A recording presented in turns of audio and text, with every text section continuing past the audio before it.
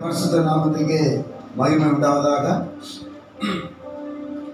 இந்த மாலை வேளையிலே உங்கள் மத்தியில் இருப்பதற்கு நாங்கள் மிகுந்த மகிழ்ச்சி அடைகிறோம். முதல் தடவையாக உங்கள் மத்தியில் வர்றதுக்கு நீங்கள் இந்த வாய்ப்பை அளித்ததுக்காக திருச்சபையின் தலைமை போதவருக்கும் உடல் ஊழியர்கள் விசுவாசிகள் அனைவருக்கும் எங்கள் நன்றியையும் வாழ்த்துக்களையும் தெரிவித்துக் கொள்கிறோம். கர்த்தர் உங்களை ஆசீர்வதிப்பார். ஆமென். ஹல்லேலூயா. வெளியாகவே இந்த இடத்துல தேவனுடைய பிரசன்னம் அபரித விதமாக இருக்கிறது. ஒரு விசுவாசமுள்ள ஒரு தரிசனமுள்ள ஒரு சபையாக ஒரு ஊழியனாக கர்த்தர் உங்களுக்கு கொடுத்திருக்கிறார். ஹல்லேலூயா. இப்படிப்பட்ட தேவ மனிதர்கள் கிடைப்பது அரிது. அப்படி உங்களுக்கு ஒரு தெரியாது ஒன்று பேசுறது நான் சொல்றேன். மிகுந்த ஒரு தரிசனமும் மிகுந்த தாகமும் பாரமும் நிறைந்த ஒரு நல்ல ஊழியக்காரனை ஒரு மேற்பனை கர்த்தர் உங்களுக்கு கொடுத்திருக்கிறார். அவரோடு இணைந்து சேர்ந்து நிற்கிற நீங்கள் பாக்கியவாங்க. சொல்லுங்க ஆமென். முந்தின நாட்களின் மகிமையை காட்டிலும் ஒரு பெரிய மகிமையை இந்த சபை சந்திக்க போகிறது. முந்தின ஊழியர்களை காட்டிலும் ஒரு பெரிய ஊழியம் இந்த சபையில் நடக்க போகுது. அதில் எந்த நம்புறீங்க? சுவாசிக்கிறீங்களா? பெற்றுக்கொள்றீங்களா? சொல்லுங்க ஆமென். ஹல்லேலூயா. ஆண்டவருக்கு நன்றி சொல்லுங்க. ஹல்லேலூயா. இந்த சபையில் இருக்கிற உங்களுடைய வாழ்க்கை முந்தி இருந்த வாழ்க்கையை விட இனி வரப்போற வாழ்க்கை மகிமையா இருக்க போகுது.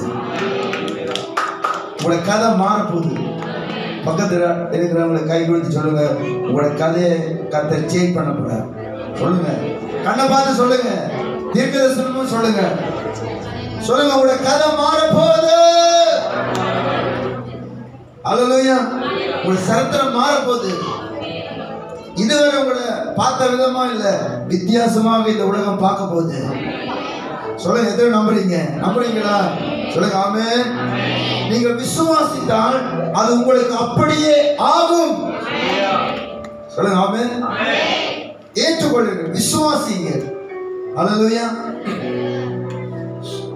ஒரு சூழ்நிலை அதுக்கு எதிர்மாறா இப்ப இருக்கலாம்.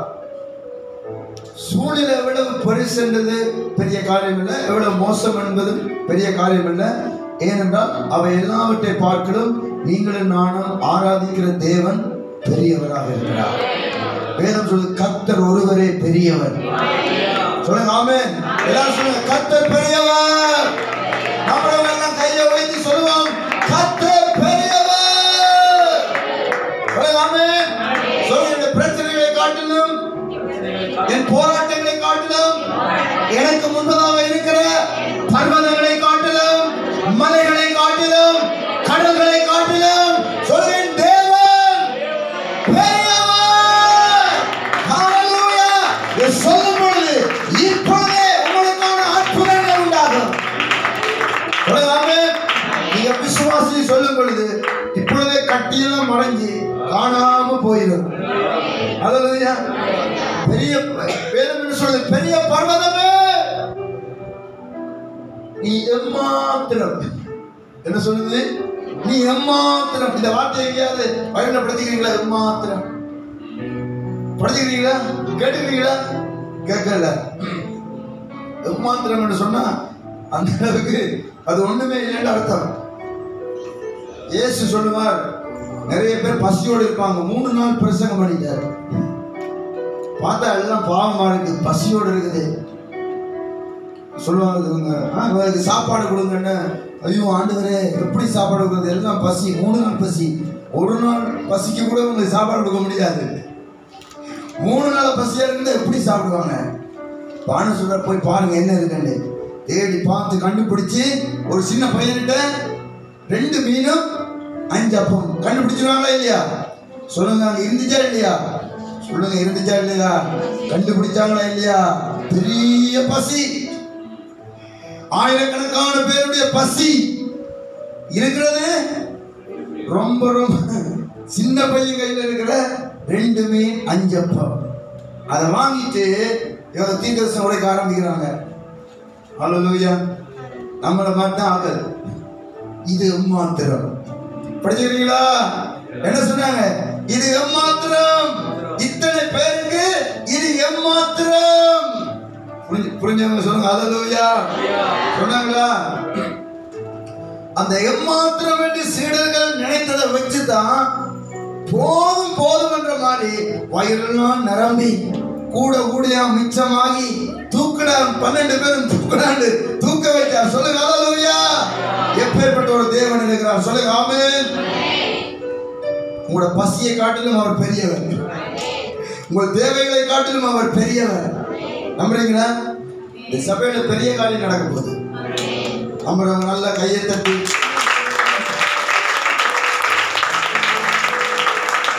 அப்போ 20,000க்கு மேல ஒரு ஆயிரக்கணக்கான மக்கள் இருக்கிற இடத்துல இருந்த அந்த 2 மீன் 5 அப்பத்தை பார்த்து தான் என்ன சொன்னாங்க? சொல்லுங்க, எம்மாத்திரம்னு சொன்னாங்க. இந்த கர்த்தர் பெரிய மலைகள் பர்வதங்கள், அவர் சொல்ற பெரிய பர்வதமே நீ எம்மாத்திரம். இப்ப புரியுதா அவங்களுக்கு வித்தியாசம்? அங்க இருந்த பெரிய பிரச்சனை, அவங்களுக்கு இருந்த போராட்டம், அந்த சபையை கட்ட முடியாம, அழைத்த அழைப்பை நிறைவேற்ற முடியாம, அந்த தரிசனத்தை நிறைவேற்ற முடியாம ஒரு பெரிய போராட்டத்தை அவங்க சந்திக்கிறாங்க. சந்திச்ச பொழுது எல்லாம் ஸ்டாப் ஆகிட்டாங்க, நிறுத்திட்டாங்க. கர்த்தர் சொல்ற ஆகாய் தீர்க்கதரிசி சகரியா தீர்க்கதரிசி மூலம் அவங்க பேசும்பொழுது சொல்றார், பெரிய பர்வதமே நீ எம்மாத்திரம். அல்லது நீ ஒன்றுமே இல்லை. செர்பாபேலுக்கு முன்பதாக சமபூமியாவாய். அவன் தலைக்கல்லை கொண்டு வருகிறான், அதற்கு கிருபை உண்டாவதாக, கிருபை உண்டாவதாக என்று சொல்லி ஆர்ப்பரிப்பார்களாக. சொல்லுங்க, தலைக்கல்லுக்கு முன்னால ஒண்ணுமே இல்லை. சொல்லுங்க, எல்லாம் சொல்லுங்க. தலைக்கல்லுக்கு முன்னால பர்வதங்கள் எல்லாம் ஒண்ணும் இல்லை. சொல்லுங்க ஆமென். நான் சொல்றதை நீங்க விசுவாசத்தோட சொல்லணும். சொல்லும் பொழுது உங்களுக்கு முன்னுக்கு வந்து ப்ரே பண்ண தேவையில்லை. உங்களுக்கான அற்புதம் இங்கே நடக்கும், வீட்டில் இருக்கிறவங்களுக்கு வீட்டில் நடக்கும், எங்கெல்லாம் நடக்கணும் அங்கெல்லாம் நடக்கும். சொல்லுங்க ஆமென். வேதம் சொல்றதை விசுவாசிக்கிறீங்களா? நான் நம்புறேன் நீங்க விசுவாச சபை. கண்டு விசுவாசிப்பவர்கள் அல்ல, காணாம கர்த்தர் சொன்னா அதை நம்புறவங்க. சொல்லுங்க ஹல்லேலூயா. வேதம் சொல்லுது மரணமும் ஜீவனும் எங்க இருக்குதா? யாருடைய நாவல? Death and life. மரணம் ஜீவன், வெற்றி தோல்வி, ஆசீர்வாத சாபம் எங்க இருக்குது? சத்தமா சொல்லுங்க. யாருடைய நாவல? சொல்ல, யாருடைய நாவல? சொல்லுங்கள. எந்த நாவலையா? உங்களோட வெற்றி தோல்வி பாசிட்ட வாயிலையா? சொல்லுங்க, யார்ட்ட வாயில இருக்குது? நீங்க தோற்றா யார் பொறுப்பு? நீங்க வெற்றி அடைஞ்சா யார் பொறுப்பு? புரியுது? நீங்க யாரையும் பழி சொல்ல முடியாது. ஐயோ அவங்க என்ன சமைச்சிட்டாங்க, இந்த பாஸ்டர் இப்படி சொல்லிட்டா, அந்த அம்மா இப்படி சொல்லிட்டு. இல்ல, உங்க வாய் சரியா இருந்தா உங்க வாழ்க்கை சரியா இருக்கும். புரிஞ்சவங்க நல்லா கையை தட்டி பக்கத்துல எல்லாருக்கும் சொல்லுங்க, கையை கொடுங்க. என்ன புதுசா பாக்குறாங்க, கிறிஸ்துவுக்குள் நாம் சகோதரர்கள். நல்லா தெரிஞ்ச மாதிரி பாருங்க, நல்லா கையை கொடுத்து சொல்லுங்க. உங்க வாய் நல்லா இருந்தா தம்பி, தங்கச்சி, அம்மா வாழ்க்கை நல்லா இருக்கும். என்ன பார்க்காதீங்க, நல்லா சொல்லுங்க. சொல்லுங்க, வாய் நல்லா இருந்தா. சொல்லுங்க, வாய் நல்லா இருந்தா. சொல்லுங்க, வாழ்க்கை நல்லா இருக்கு. சொல்லுங்க ஆமென். உங்களோட வாழ்க்கையின் திசைகளை திருப்புவது உங்களோட வாய். புரியுதா உங்களுக்கு? சொல்லுங்க ஆமென். உங்களோட புருஷன் வாய் தான் சரியில்லைன்னு சொல்ல வேண்டாம். கர்த்தர் சொல்ற, உங்க வாய் சரியா இருந்தா அந்த புருஷன் நல்லதை பேசி இருப்பான். அவனை பார்த்த உடனே நீ பேச ஆரம்பிக்கிறதுனாலதான் அவன் அதுக்கு மேல பேசுறான். எத்தனை புரியுது? நீங்கள் அப்படி இல்லை. உதாரணத்துக்கு சொல்றேன், புரியுதா உங்களுக்கு? புரிஞ்சுதான், புரிஞ்சு போச்சுதான். சரி, அப்ப வேதம் சொல்றது மரணமும் ஜீவனும் நாமின் அதிகாரத்தில் இருக்குது. வாயை நீங்க சரியா பயன்படுத்தணும். கத்தி மாதிரி, கத்திய பிள்ளைய பாவிச்சா என்ன செய்யும்? அது கத்தி நம்மையும் குத்தும், மற்றவங்களையும் குத்தும். சரியா பாவிச்சா அது நமக்காக பிரயோஜனப்படும். புரியுதா உங்களுக்கு? அந்த மாதிரி ஆண்டவர் இந்த வாயில அதிகாரத்தை வல்லமையை வச்சிருக்கிறார். புரியுதா? சொல்லுங்க ஆமென்.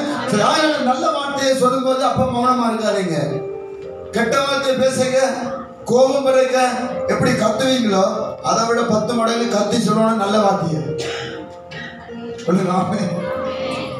சரி சொல்றீங்க, சந்தோஷமா இருங்க. சொல்லுங்க அல்லேலூயா. Praise the Lord. சரி, அப்ப சொல்லுங்க, உங்க கதையை ஆண்டவர் சேஞ்ச் பண்ண போறார். உங்க சரித்திரம் மாற போகுது. சொல்லுங்க அல்லேலூயா. உங்களோட பிரச்சனை ஒண்ணுமே இல்லை, எம்மாத்திரம். கர்த்தருக்கு முன்பதாக, தலைக்கல்லுக்கு முன்பதாக, இயேசுவுக்கு முன்பதாக எல்லாம் சமபூமியாகும். சமபூமியில நடக்கிறது லேசா? லேசா கஷ்டமா? ஈஸியா கஷ்டமா? ஈஸி தானே. உங்களுக்கு என்ன சமபூமி ஆகுது? சொல்லுங்க ஆமென். உங்களோட பாதை சமபூமி ஆகுது. உங்களுக்கு எதிராக நிற்கிற பர்வதம் எல்லாம் இந்த இரவு இயேசுவின் நாமத்திலே காணப்படாமல் போகிறது. கரங்களை தட்டி கர்த்தரை மகிமைப்படுத்துவோம். நீங்க எதற்காக அழைக்கப்பட்டீர்களோ, எந்த நோக்கத்துக்காக பிடிக்கப்பட்டீர்களோ, எந்த இலக்கை நோக்கி பயணிக்கிறீர்களோ அதற்கு நேராய் கர்த்தர் உங்களை நடத்துவார். மலைகள் எல்லாம் சமபூமியாக மாறும். ஆமென். ஹல்லேலூயா. முந்தினவைகளை நினைக்க வேண்டாம், பூர்வமானதை சிந்திக்க வேண்டாம். இதோ நான் புது காரியம். பழசெல்லாம் விட்டுருங்க. சொல்லுங்க, போன வருஷம் என்னத்தை கையை காட்டுறது? போன வருஷம் கை காட்டி நிக்குமா? சொல்லுங்க. புரியுதா? இந்த தமிழ் புரியுதா? இருக்கு, பயங்கரமா பாக்குறீங்க, பயமா இருக்கு. போன பிறகு கையை காட்டி என்ன செய்யறது? போனது போனது. கர்த்தர் சொல்றார், நடந்தது நடந்தது, முடிஞ்சது முடிஞ்சது. இதோ இப்ப தேவன் என்ன செய்ய போறார் என்பதை பார். இதோ புதிய காரியத்தை செய்கிறேன். வனாந்திரத்திலே வழி உண்டாகும், அவாந்திர வழியிலே ஆறுகளை உண்டாக்குவேன். ஆமென். கர்த்தர் உங்களை விட்டு போயிட்டாரா? சொல்லுங்க. பஸ் போகலாம், ஆட்கள் போகலாம், என்ன நடக்கலாம். கர்த்தர் உங்களை விட்டு போயிருக்காங்க. சொல்லுங்க சொல்லுங்க. போயிட்டாரா? இருக்கிறாரா? போயிட்டாரா? இருக்கிறாருன்னா சத்தமா சொல்லுங்க, கர்த்தர் என்னோடு கூட இருக்கிறார். சாலோம் திருச்சபையே, கிறிஸ்துவின் சமாதான சபையே, சொல்லு, தேவன் நம்மோடு இருக்கிறார். அவர் இருந்தா உனக்கு வழிகளை திறந்து கொண்டே இருப்பார். அவர் இருந்தா உனக்கு அற்புதம் செய்து கொண்டே இருப்பார். சொல்லுங்க ஆமென். சமாதானத்தோடு இரு சபையே. அல்லேலூயா. சந்தோஷமா இருக்கீங்களா? Praise the Lord.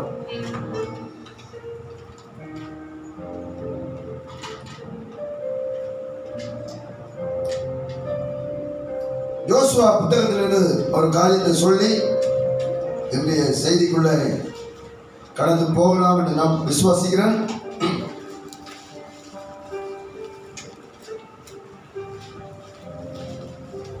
மோசேக்கு பின்பு யோசுவா இஸ்ரவேல் ஜனங்களை வழிநடத்துகிறவராக, தலைவராக மாறுகிறார். இப்ப மோசே சந்தித்தது போல ஒரு பிரச்சனையை யோசுவா சந்திக்கிறார். மோசே இஸ்ரவேல் ஜனங்களை எங்கிருந்து கொண்டு வந்தார்? எகிப்தில இருந்து கொண்டு வந்தார். எகிப்தில இருந்து அவங்களை கொண்டு வரும்போது அவங்களுக்கு தடையாக எது இருந்துச்சு? சொல்லுங்க. எது? அவங்கள போக விடாம அவங்களோட வழியை மறைச்சு கொண்டு தடையாக இருந்தது என்ன? பெரிய சிவந்த சமுத்திரம், செங்கடல். அந்த செங்கடல்ல தேவன் மோசே கொண்டு என்ன செய்கிறார்? அதை பிரித்து விடுகிறார். அதை உலர்ந்த தரையாக மாற்றுகிறார். ஹல்லேலூயா. அப்ப இஸ்ரவேல் ஜனங்கள் உலர்ந்த தரை வழியாய் கடந்து போறது போல அவர்கள் எகிப்தை விட்டு கடந்து போனார்களா? சொல்லுங்க ஆமென். இப்பொழுது 40 வருஷம் ஆயிட்டது. இப்பொழுது அடுத்த தலைமுறை, அடுத்த தலைவர், புதிய தலைவர் யோசுவா. இப்பொழுது அவருடைய மூத்த தலைவனாகிய மோசே என்ன பிரச்சனையை பேஸ் பண்ணினாரோ, என்ன பிரச்சனையை சந்தித்தாரோ, அதே பிரச்சனை சேம், அதே போல ஒரு பிரச்சனை இப்பொழுது இந்த புதிய தலைமுறைக்கு, புதிய தலைவருக்கு காத்திருக்குது. எத்தனை புரியுது? ஹல்லேலூயா. இப்பொழுது அவர் மரிச்சிட்டார், பொறுப்பு இவற்ற கையில வந்துட்டு. இப்பொழுது இந்த ஜனங்களை வழிநடத்தி கொண்டு போகணும்னா என்ன நடக்குது? பெரிய ஜோர்தான் நதி. அப்ப மோசைக்கு முன்பதாக செங்கடல் இருந்தது போல யோசுவாவுக்கு முன்பதாக என்ன இருக்குது? ஜோர்தான் நதி. அது கரை புரண்டு ஓடுது. அப்ப எப்படின்னா அது மலையில இருந்து தண்ணி பாஞ்சு வருது, மேல இருந்து ஓடி வருது. எப்படி வருது சொல்லுங்க? தூக்கமாரெல்லாம் சொல்லுங்க. எப்படி வருது? மேல இருந்து அப்படி ஓடி வருது. யோசிப்பாருங்க, நயகரா நீர்வீழ்ச்சியை பார்த்துக்கிறீங்களா? எப்படி மேல இருந்து வருதுன்னு. சரி, அந்த மாதிரி ஃபோர்ஸா வருது. அதனால அவ்வளவு பெரிய நான் பயந்து போய் 40 வருஷம் அங்கே இருக்கிறாங்க, எனக்கு கடக்க முடியாம பயத்துல. தண்ணி அவ்வளவு ஃபோர்ஸா வருது. இப்ப இவங்க கடந்து போகணும். அதுவும் அறுப்பு காலம், இன்னும் பயங்கரமா தண்ணி போசா வருது. அப்ப அந்த தண்ணி மேல இருந்து இறங்குற அந்த இடத்துல இஸ்ரவேல் ஜனங்கள் கிராஸ் பண்ணி அங்கே போகணும். கொஞ்சம் அப்படி ஓடுற இடத்துல இல்லை, அப்படி வந்து தண்ணி அடிச்சு அந்த இடத்துல கிராஸ் பண்ணி கடந்து அந்த பக்கம் போகணும். அப்ப யோசிப்பாங்க எவ்வளவு ஒரு பயங்கரமான இடத்துல நிக்கிறாங்க. அப்ப கர்த்தர் சொல்றார், இந்த இடத்துல ஒரு ஆலோசனை கொடுக்கிறார். மோசைக்கு சொன்ன மாதிரி இல்ல. மோசே இந்த காலத்துல சொன்ன, நீங்க எல்லாம் சும்மா இருங்க, அவங்கள சும்மா இருக்க சொல்லிட்டு இவன் கோலம் நெட்டுனா கடல் பிளந்துச்சு. அல்லேலூயா. ஆனா புதிய தலைமுறையில நீங்க சும்மா இருக்க கூடாது. இப்ப நீங்க நான் சொல்ற மாதிரி செய்யணும். புரியுது உங்களுக்கு? அப்ப 4 பேரை கூப்பிடுறார். 4 ஆசாரியர்கள். எல்லாம் சொல்லுங்க ஆசாரியர்கள். சத்தமா சொல்லுங்க ஆசாரியர்கள். தேவனுடைய பெட்டியை சுமக்கிற ஆசாரியர் 4 பேரை கூப்பிட்டு இப்ப சொல்ற யோசுவாவுக்கு 4 பேரை ஆயத்தப்படுத்து. 4 ஆசாரியர்களை ஆயத்தப்படுத்து. என்ன செய்ய போறீங்க? நாளைக்கு நீங்க இந்த ஜோர்தானை கடக்க போறீங்க. இந்த உடன்படிக்கை பெட்டியை தூக்கி கொண்டு இந்த ஆசாரியர்கள் போகணும். தண்ணி பாஞ்சு கொண்டுதான் இருக்கும், தண்ணி நிற்காது. எதாவது புரியுது? தண்ணி நிற்காது, தண்ணி பாஞ்சு கொண்டு இருக்கும். ஆனா இந்த உடன்படிக்கை பெட்டியை சுமந்து கொண்டு போய் இந்த ஆசாரியர்கள் அந்த தண்ணீரை இறங்க வேண்டும். அல்லது எதாவது புரியுது? சொல்லுங்க ஆமென். அந்த பாஞ்சி கரை புரண்டு அடிச்சு கொண்டு போற அந்த தண்ணீர ஆசாரியர்கள் கால்களை வைக்க வேண்டும்.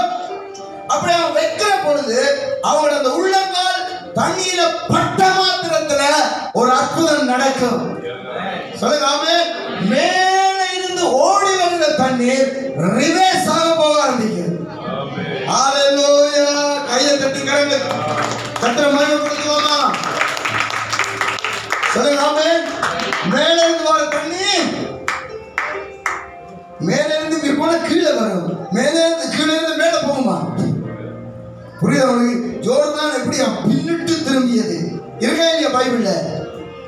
பின்னிட்டு எல்லாம் சொல்லுங்க, பின்னிட்டு திரும்பினது. சொல்லுங்க, ஜோர்தான் பின்னிட்டு திரும்பினது. நான் சத்தமா அதான் முதல்ல சொல்லிட்டு நீங்க பேசணும். உங்களோட விடுதலை உங்களோட வாயில இருக்குன்னு எனக்கு திரும்ப சொல்லி நேரத்தை வேஸ்ட் ஆக்க மாட்டேன். ஆனா நீங்க சொல்லும் பொழுது அற்புதம் நடக்கும். சொல்லுங்க, பின்னிட்டு திரும்பணும். சொல்லுங்க ஆமென். உங்களோட பிரச்சனை எல்லாம் பின்னிட்டு திரும்ப போகுது, பின்னிட்டு திரும்ப போகுது. சொல்லுங்க ஆமென். அவர் சொல்ல பின்னிட்டு திரும்ப. ஓடி வர தண்ணி இப்படி இந்த பக்கம் போயிடும், இங்க இருந்து வரது இப்படி மேல போயிடும். புரியுதா உங்களுக்கு? அப்ப நடுவுல பாதை உண்டாகும். அப்ப இந்த ஆசாரியர்கள் வந்து காலை வைக்கிறாங்க. அப்படி உள்ள கீழே தண்ணி எல்லாம் மேல உள்ள போயில அந்த கால் கீழே தண்ணியில பட்ட உடனே தேவன் சொன்ன மாதிரி ஓடி வந்த தண்ணி நின்று அது பின்னாடி திரும்பிச்சு. இந்த பக்கம் போனது அப்படியே போயிட்டு பெரிய பாதை திறந்தது. சொல்லுங்க ஆமென். இப்ப நான் 4 ஆசாரியர்களும் யோர்தான் நடுவில் வந்து நிக்கிறாங்க. வந்து இந்த பெட்டியை 4 பேரும் சுமந்து கொண்டே நிக்கிறாங்க. புரியுதா உங்களுக்கு? அப்ப தண்ணி மேல போய் அப்படி நிக்குது. ஆசாரியர்கள் இப்ப இங்க நிக்கணும், 4 பேரும் நிக்கணும். இவங்க நிக்கும் போது தண்ணி வற்றி பாதை திறந்திருக்குது. இஸ்ரவேலர் எல்லாரும் கடக்க ஆரம்பிக்கிறார்கள். சொல்லுங்க ஆமென். எல்லாரும் கடக்கிறார்கள். யோசிச்சு பாருங்க, கொஞ்சம் நெஞ்சம் இல்லை. மோசே வரும்பொழுதே கிட்டத்தட்ட 30 லட்சம் பேர் வந்திருப்பாங்க. ஆனா இப்ப 40 வருஷம் வனாந்திரத்துல இருந்து இங்க அடிமைத்தனம் இல்லை, அடி இல்லை, வானத்து மண்ணாவை சாப்பிட்டு ஒரே ஒரு வேலை பிள்ளைய பெற்று பெருக பண்றதுதான். எத்தனை புரியுது? 40 வருஷம் செய்த வேலை என்ன? 400 வருஷம் செய்த வேலை பார்வோனுக்கு பயங்கரமான அடி, சம்பளமே இல்ல, அடி, இரவு போதும் அடி, உரிச்சிடுவான். அந்த உரிக்கவே பெருகினாங்கள். இப்ப எத்தனை புரியுது? இஸ்ரவேல் ஜனங்கள் அடிச்சு அவ்வளவு காயம், அவ்வளவு வேதனை. அதோட கூட என்ன செஞ்சுக்கிறாங்க? லட்சமா பெருகிறாங்க. புரியுதா உங்களுக்கு? நான் சொல்றது? சொல்லுங்க ஆமென். வேதனையோடு கூட பெருகினாங்கன்னா இப்ப வேதனை இல்லாம மண்ணாக சாப்பிட்டு என்ன மாதிரி பெருகிருப்பாங்க நினைக்கிறீங்க? கொள்ளு கூட இருக்கிற எல்லாரும் ஒருவருக்கு வியாதி இல்லை, வியாதியே இல்லை. சொல்லுங்க ஆமென். அந்த மாதிரி அவங்க பெருகி இப்ப 60 லட்சமா மாறிக்கலாம் அல்லது 1 கோடியா மாறிக்கலாம். அந்த அளவுக்கு ஒரு பெரிய ஒரு தேசியமாய், ஒரு இனமாய், ஒரு தேசமா மாறிட்டாங்க. அந்த அளவுக்கு பெருகிட்டாங்க. சரி, இப்ப பாருங்க, அவ்வளவு லட்சக்கணக்கான மக்கள் சும்மா போவாங்க. எல்லாம் பெட்டி முட்டை எல்லாத்தையும் தூக்கிட்டு, ஆடு மாடு எல்லாம் எடுத்துட்டு எல்லாம் ஒன்னொன்னா போகுது. பாதை திறந்துட்டு இதை பற்றி எல்லாம் பேசிட்டு மெதுவா போயிருப்பாங்க. யோசிச்சு பாருங்க. ஆனா இந்த 4 பேரும் பெட்டியை சுமந்து கொண்டு நிற்கிறாங்க. எத்தனை புரியுது? இந்த 4 பேரும் அந்த யோர்தானின் நடுவில் எந்த இடத்துல வந்து நின்றாங்களோ அதே இடத்துல அப்படியே நிற்கிறாங்க. எத்தனை மணி நேரம், எத்தனை நாள் எடுத்துச்சோ தெரியாது அவ்வளவு பேரும் கடந்து போறதுக்கு. அப்ப கடைசி இஸ்ரவேலன், கடைசி அந்த தேவ பிள்ளைகள் கடந்து போக மட்டும் இந்த 4 ஆசாரியர்களும் உடன்படிக்கை பற்றிய சுமந்தவர்களாய் அந்த யோர்தானின் நடுவிலே நின்றார்கள். அவர்கள் காலம் கொஞ்சம் அசைஞ்சா மேல போன தண்ணி திரும்ப வந்துடும். புரியுதவனுக்கு?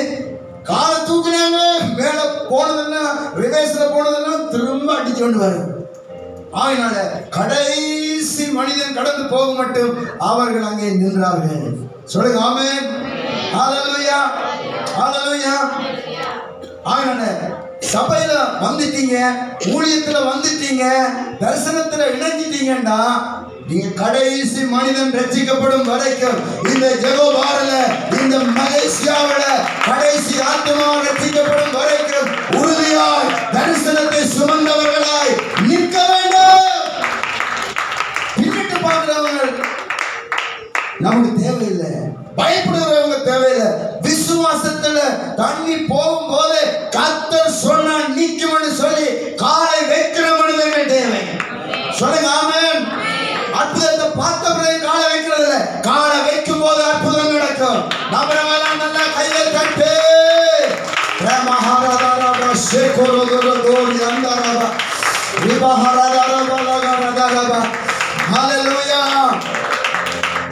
மற்றவங்க அற்புதங்கள் அடையாளங்களை பார்த்த பிறகு நம்புற கூட்டம். நாங்க பார்த்த பிறகு நம்புற கூட்டம் அல்ல, நம்பி விசுவாசித்து அற்புதத்தை பார்க்கிற கூட்டம். சொல்லுங்க ஆமென். நாங்க விசுவாசிகள். சொல்லுங்க, நாங்க விசுவாசிக்கிறவர்கள். ஹல்லேலூயா, ஆமென். அப்ப ஒரு தரிசனத்துல வந்துட்டீங்க, ஒரு தலைவன் சொல்றதை கேட்டு அதன்படி கீழ்ப்படிஞ்சு தேவன் என்ன சொல்றாரோ அந்த தரிசனத்தை சேர்ந்து அசையாம உறுதியாக சுமக்கிற ஒரு நபரா இருக்கணும். யோசிச்சு பாருங்க, எத்தனை மணி நேரம், எத்தனை நாட்கள், என்ன வலிச்சிருக்கு யோசிச்சு பாருங்க. கொஞ்ச நேரம் உங்களுக்கு டெஸ்ட் பண்ணா தெரியும். நீங்க ஒண்ணும் இல்லை, உடன்படிக்கப்பட்டு இல்லை, இந்த பைபிளை இப்படி தூக்கி சுமந்து கொண்டு நில்லுங்கண்டு விட்ட 15 நிமிஷத்துல எல்லாரும் அவுட் ஆயிருவீங்க. சில பேர் 5 நிமிஷத்துலயே சரி. யோசிச்சு பாருங்க, அவ உடன்படிக்கப்பட்டிய சுமந்து கொண்டு அந்த அவ்வளவு வெயிட்டானது, அதை சுமந்து கொண்டு அந்த 4 பேரும் வலிக்க நோக அசையாம நின்றாங்களா? அவங்க பேர் இருக்கா பைபிள்ல? அவங்க பேர் இருக்கா? படிச்சுக்கிறீங்களா? பைபிள் ஸ்கூல்ல படிச்சுக்கிறாங்களா? அந்த 4 பேர் பேர் தெரியுமா? தெரியாது. இவ்வளவு பெரிய சாதனை, இத்தனை ஆயிரங்கள் லட்சங்கள் கடந்து போறதுக்கு தேவன் பாவித்த 4 ஆசாரியர்கள். ஆனா அவங்க பேர் என்னன்னே தெரியல. எங்க பேரை மோசே, யோசுவா, எங்க பேரை நீங்க எழுதாம போனீங்களே, எனக்கு சண்டை போட்டாங்களா? எங்க பேர் வரலப்பா, சின்ன பேரை போட்டுக்கிறீங்க. அந்த அவனுக்கு என்ன பேர்? ஆகாண்ட பேரெல்லாம் எழுதிக்கிறீங்களே, அந்த அட்டூழியமணியோட பேர், பாவஞ்சோட பேர் எழுதிக்கிறீங்க. ஆனா இந்த 4 ஆசாரியர்கள பேரை எழுதலையே கேட்டாங்களா? அவங்களுக்கு தெரியும், இங்கே எழுத வேண்டாம், அங்கே எழுதி இருக்கிறது. சொல்லுங்க ஆமென், ஆமென், ஆமென், ஹalleluya. தன்னுடைய பேர் விளங்க வேண்டும் என்று நிற்கிறவர்கள் ஒருபோதும் தரிசனத்தில் நிற்க மாட்டார்கள். நாம் மறைஞ்சு நிற்கணும், இயேசு வெளிப்படணும், ஜனங்கள் ரட்சிக்கப்படணும் என்று சொல்றவங்க தான் தரிசனவாதிகளாக, தரிசனத்தை சுமக்கிற நபர்களாக இருப்பார்கள். சொல்லுங்க ஆமென். தேவன் அப்படிப்பட்ட நபர்களை இந்த சபையில எழுப்புவார். இப்ப இருக்கிறதுனால இங்க இருக்கிறீங்க. ஆனா இந்த நாட்டில் அநேக கத்தை எழுப்ப போகிறார். இந்த வார்த்தையை கேட்கிறவங்க எழுப்ப போகிறார். சொல்லுங்க ஆமென், சொல்லுங்க ஹalleluya. பாருங்க எவ்வளவு ரட்சிக்கப்பட எவ்வளவு ஜனம் இருக்கு. அப்ப நாங்க அந்த தரிசனத்தை சேர்ந்து சுமந்தாதான், நின்றாதான் ஆத்மாக்கள் ரட்சிக்கப்பட முடியும், சபைக்குள்ள ஜனங்கள் வர முடியும். சொல்லுங்க ஆமென். இந்த தேசத்துல, இந்த ஜெகோவால ஒரு பெரிய ரிவைவல் உண்டாகும். ஹalleluya. கர்த்தர் அதற்காகத்தான் உங்களை பிடிச்சிருக்கிறார், அதற்காகத்தான் ஒரு சபை, அதற்காகத்தான் ஒரு தலைவன், அதற்காகத்தான் ஒரு அபிஷேகம். சொல்லுங்க ஆமென். எத்தனை நம்புறீங்க? சொல்லுங்க ஆமென். எத்தனை பேர் ஒப்பு கொடுக்குறீங்க? உறுதியா இருக்க போறோம், தரிசனத்தோடு நிக்க போறோம், தலைவனோடு சேர்ந்து நிக்க போறோம். சொல்லுங்க ஹalleluya. வலிச்சாலும் சரி, வலிக்காம விடுமா? வலிக்கும், பயங்கரமா வலிக்கும். அந்த வலி உங்களுக்கு மட்டும்தான் தெரியும். உங்களுக்கு வலிக்கிறது எனக்கு வலிக்குதா இப்ப? இல்ல. நீங்க அழுகிறீங்க, நான் அழுகிறேன் இப்ப? இல்ல. உங்களோட வலியை நீங்க மட்டும்தான் அனுபவிக்க முடியும். புரியுதா உங்களுக்கு? இந்த வலி உங்களுக்கு தெரியலையே சண்டை போடாதீங்க, புருஷனோட சண்டை போடாதீங்க. உங்களுக்கு இந்த வலி அந்த ஆளுக்கு எப்படி தெரிய போகுது? பாசனையெல்லாம் விளங்காது. உங்களுக்கு நம்ம வழி தெரியாது சொல்லாதீங்க. உங்களோட வழி உங்களுக்கு தான் தெரியும், அவர்கிட்ட வழி அவருக்கு தெரியும். எத்தனை புரியுது? எல்லாரும் ஏதோ ஒரு வழி, ஏதோ ஒரு வேதனைகளை சுமந்து கொண்டு தான் இருக்கிறாங்க. அது அவங்களுக்கு தான் புரியும். வார்த்தைகளால சொல்ல முடியாம விட்டாலும் சொல்ல முடியாத அளவுக்கு சில துயரத்தின் பாதையில, சில வேதனையான அனுபவத்தின் ஊடாக அவர்கள் கடந்து போவாங்க. ஆனா உங்களுடைய வழிகளை அறிந்தவர் இயேசு மாத்திரமே. அவருக்கு பதிலளிக்க போகிறவர், பலனளிக்க போகிறவர் இயேசு மாத்திரமே. சொல்லுங்க ஆமென். எத்தனை புரியுது? சொல்லுங்க ஹalleluya. ஆலோட்டிகள் நிமித்தம் இஸ்ரவேலர்கள் கஷ்டப்பட்டு வேதனைப்பட்டதை யார் பார்த்தது? யார் பார்த்தது? கர்த்தர். சொல்லுங்க ஆமென். கர்த்தர் பார்த்தா கர்த்தர் இறங்கி வருவார். புரிஞ்சவங்க மட்டும் நல்ல சத்தமா ஹalleluya. ஆண்டவர் பார்த்ததுனாலதான் ஆண்டவர் அவங்களை விடுவிக்கும்படியாக, வாக்குத்தத்தத்தை நிறைவேற்றும்படியாக அவர் சீனாய் மலையில இறங்கி வந்தார், அந்த ஓலை பர்வதத்திலே இறங்கி வந்தார். சொல்லுங்க ஆமென். கேக்குறீங்களா? கர்த்தர் உங்களை பார்க்கட்டும். நம்மை, நம்முடைய அந்தரங்கங்களை எல்லாம் பார்க்கிற ஒரு தேவன் நமக்கு இருக்கிறார். அதற்கு சரியான ஒரு பலனை கொடுக்கிற அவர்தான். மற்ற யாரும் உங்களுக்கு கொடுக்க முடியாது. புரியுதா உங்களுக்கு? ஹalleluya. இருக்கிறீங்களா? praise the Lord. right. ஆனாலே தொடர்ந்து விசுவாசத்தோடு இருப்போம். நிச்சயமாக இந்த சபை வளரும், பெருகும், பெரிய காரியங்கள் இந்த சபையினூடாக கர்த்தர் செய்வார். சொல்லுங்க ஆமென். இந்த நாள்ல உங்களோட கூட ஜெபத்தின் வல்லமையை குறித்து சில காரியத்தை பேச விரும்புகிறேன். இலகுவான எல்லாம் புரியக்கூடிய, கஷ்டப்படுத்தல, பெரியார் சின்னார் குழந்தை பெரியார் எல்லாருக்கும் புரிகிற மாதிரி ஒரு வார்த்தை. வாசிங்க பாப்போம். மத்தேயு 7:7. மத்தேயு எழுதின சுவிசேஷம் 7ஆம் அதிகாரம் 7வது வசனம். வாசிப்போமா?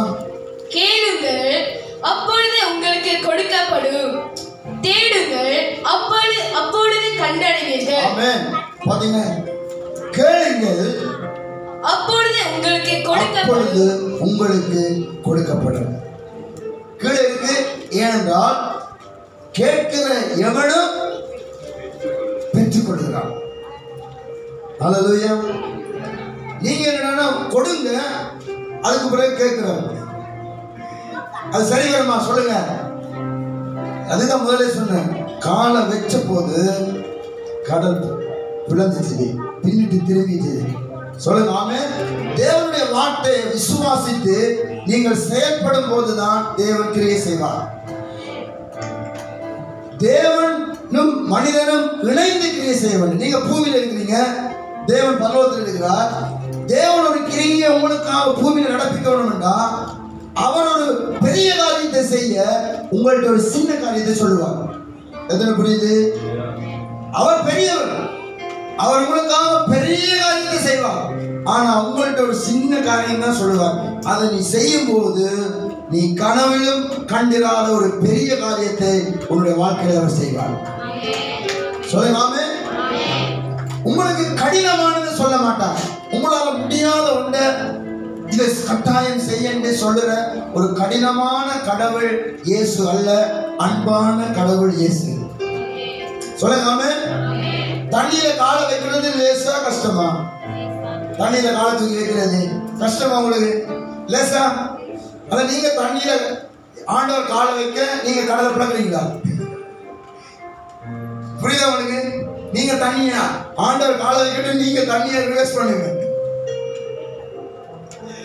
நீங்க அதை கோலை விட்டுட்டு நீங்க கடலை பிளவுங்க, முடியுமா? அப்ப ஆண்டவர் பாருங்க, மோசேக்கு என்ன சொல்றாரு? நீ கோலை நீட்டு, சின்ன காரியம், அவனால முடியும். கடலை நான் பிளக்கிறேன். புரியுதா உங்களுக்கு? சொல்லுங்க ஆமென். ஹல்லேலூயா. அப்ப தேவன் மனிதனிடம் சொல்வதெல்லாம் மிக இலகுவான சின்ன காரியங்கள். ஏன் மனிதன் தேவனை விசுவாசித்து கீழ்ப்படிய வேண்டும் என்று தேவன் எதிர்பார்க்கிறார். ஆனா எங்களுக்கு அந்த கீழ்ப்படிவின் ஆவி இல்லை. விசுவாசித்து நாங்கள் கீழ்ப்படுகிறோம் இல்லை. நாங்கள் அடையாளங்களை தேடிக்கொண்டிருக்கிறோம், அற்புதங்களை தேடிக்கொண்டிருக்கிறோம். கீழ்ப்படியாம அது நடக்கட்டும், அதுக்கு பிறகு நான் செய்கிறேன். அதனாலதான் அநேகர் ஆஸ்வதிக்கப்படாம, அற்புதங்களை பெறாம, பொருளாதாரத்தில் ஒரு பிரேக் த்ரூ இல்லாம இருந்த நிலைமையில் அப்படியே இருப்பாங்க. இஸ்ரவேலர்கள் 40 வருஷமா ஒரு இடத்துல தான் இருந்தாங்க. புரியுதா? ஒரு மலையே சுத்தி வந்தாங்க. எத்தனை வருஷம்? 40 வருஷம். ஆனா எப்ப தேவன் சொல்றதை கீழ்ப்படைந்து காலை வச்சாங்களோ அன்றைக்கு கடல் பிளந்துச்சு, யோர்தான் பின்னிட்டு திரும்பிட்டுது. அவங்க இருந்த இடத்துல இல்ல, அப்புறம் கடந்து போனார்கள். வாக்குத்தத்தத்தை நோக்கி தேவன் கொடுத்த உடன்படிக்கையின்படி அவங்க உடன்படிக்கையின் தேசத்தை நோக்கி அவர்கள் கடந்து போனார்கள். சொல்லுங்க ஆமென். ஆண்டவர் ஒரு சின்ன காரியத்தை தான் சொல்றாரு. அதுக்கு நீங்க கீழ்ப்படியும் போது பெரிய காரியத்தை கர்த்தர் செய்வார். சொல்லுங்க ஆமென். அதுக்கெல்லாம் நீங்க மூளை எல்லாம் பாவிக்க கூடாது, இருதயத்துல விசுவாசிக்கணும். பேதுரு இரவெல்லாம் பிரயாசப்படுவார், கஷ்டப்படுவார். ஒரு மீனும் வரையில, வலைய அலசி கொண்டிருப்பார். ஒரு மீன் கூட வரையில, வீட்டை போக வேண்டும். அந்த நேரத்தில் இயேசு அங்க போவார், அவருடைய படகை கேட்பார், அதுல இருந்து பிரசங்கம் பண்ணுவார். இவர் பிரசங்கத்தை கேட்டு கேட்டு வலையை துப்புரவு செய்து கொண்டிருக்கிறார். பிரசங்கம் முடிஞ்ச உடனே பேதுருவை பார்த்து இயேசு சொல்றார், வலையை கொண்டு போய் ஆழத்துல போடுது. உடனே பீட்டர் பேச ஆரம்பிக்கிறார். அல்லேலூயா.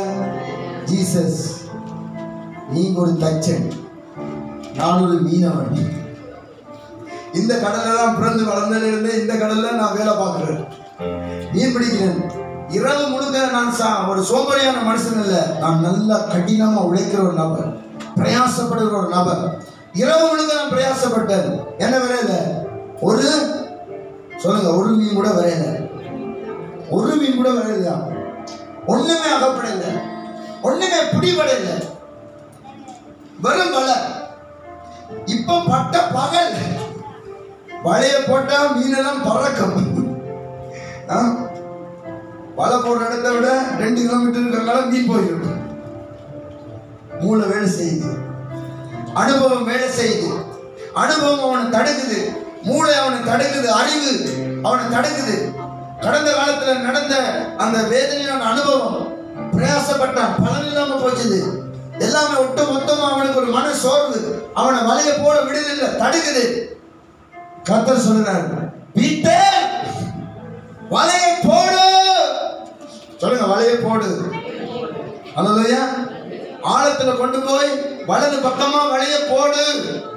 வலைகளை போடுன்னு சொல்றார். என்ன சொன்னார்? வலைகளை போடுன்னு சொன்னார்.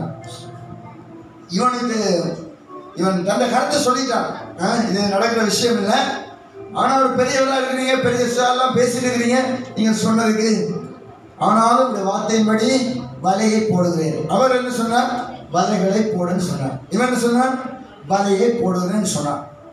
சரி, சொல்லிட்டு கொண்டு போய் வலையை போட்டான். வலையை போட்டு இழுத்தா வலை வருது இல்லை. அவன் எங்கேயோ கல்லில் மாட்டிட்டு, இதான் முதல்ல சொன்னேன். இந்த மாதிரி வலை இவ்வளவு வெயிட்டா நாங்க பார்த்தது இல்லையே. எங்கேயோ நல்லா கீழே போய் அடியில நல்லா ஒரு கல்லுல பாறையில மாட்டிட்டு போடுறது. இவ்வளவு வெயிட்டா இருக்கு, வேற சொல்ல சொல்ல கேட்கிறவர் கடைசியா வலை கிழிஞ்சு போகுதுன்னு சொல்லி இழுத்தான். இழுக்க இழுக்க மீன் எல்லாம் துடிக்குது. சொல்லுங்க ஆமென். இழுத்து பார்த்தா வலை நிறைய மீன் ஆகப்பட்டது. வேதம் சொல்லுது, அவனுடைய படகு நிரம்பி வழிந்தது. உடனே நண்பனை கூப்பிடுறான், கைதட்டி, வாங்க வாங்க, ஹெல்ப் பண்ணுங்க. படகு நிறைஞ்சிச்சு. இந்த இடத்துல இந்த படகு மீனெல்லாம் நிறைய வந்ததுனால இந்த படகுல போட முடியாது, கொண்டு வா உங்களோட படகு என்று. அந்த படகு 2 படகு நிரம்புது. ஆனா வலை கிழியுது. சொல்லுங்க, வலை கிழியுது. ஏன் தெரியுமா வலை கிழியுது? சிலாக்களுக்கு கிழிஞ்சு ஒன்று தான் ஆசீர்வாதம் வரும். ஏன்னா வலைகளை போட சொன்னா இவன் வலையே போடுவாங்க. புரியுதா உங்களுக்கு வித்தியாசம்? புரியுதா உங்களுக்கு?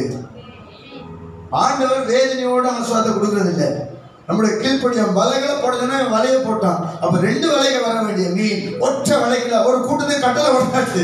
அத்தனை இந்த பீச்சல் வலைக்கு வரணும். இவன் வலைகளை போடுறதுன்னா வலையை போட்டான். ஒற்றை வலைகளை வந்துட்டு வந்தோன்னா வலை கிழிஞ்சு கொண்டு வந்துச்சுல. எத்தனை புரியுது? அப்ப முழுமையா கீழ்ப்படியாட்டி ஆசீர்வாதம் வரும். ஆனா எப்படி வரும்? கிழிஞ்சு கொண்டு வரும், வேதனையோட வரும். ஆனா ஆண்டவர் என்ன விரும்புறாரு? கிழியாம வரணும். சொல்லுங்க ஆமென். எத்தனை புரியுது?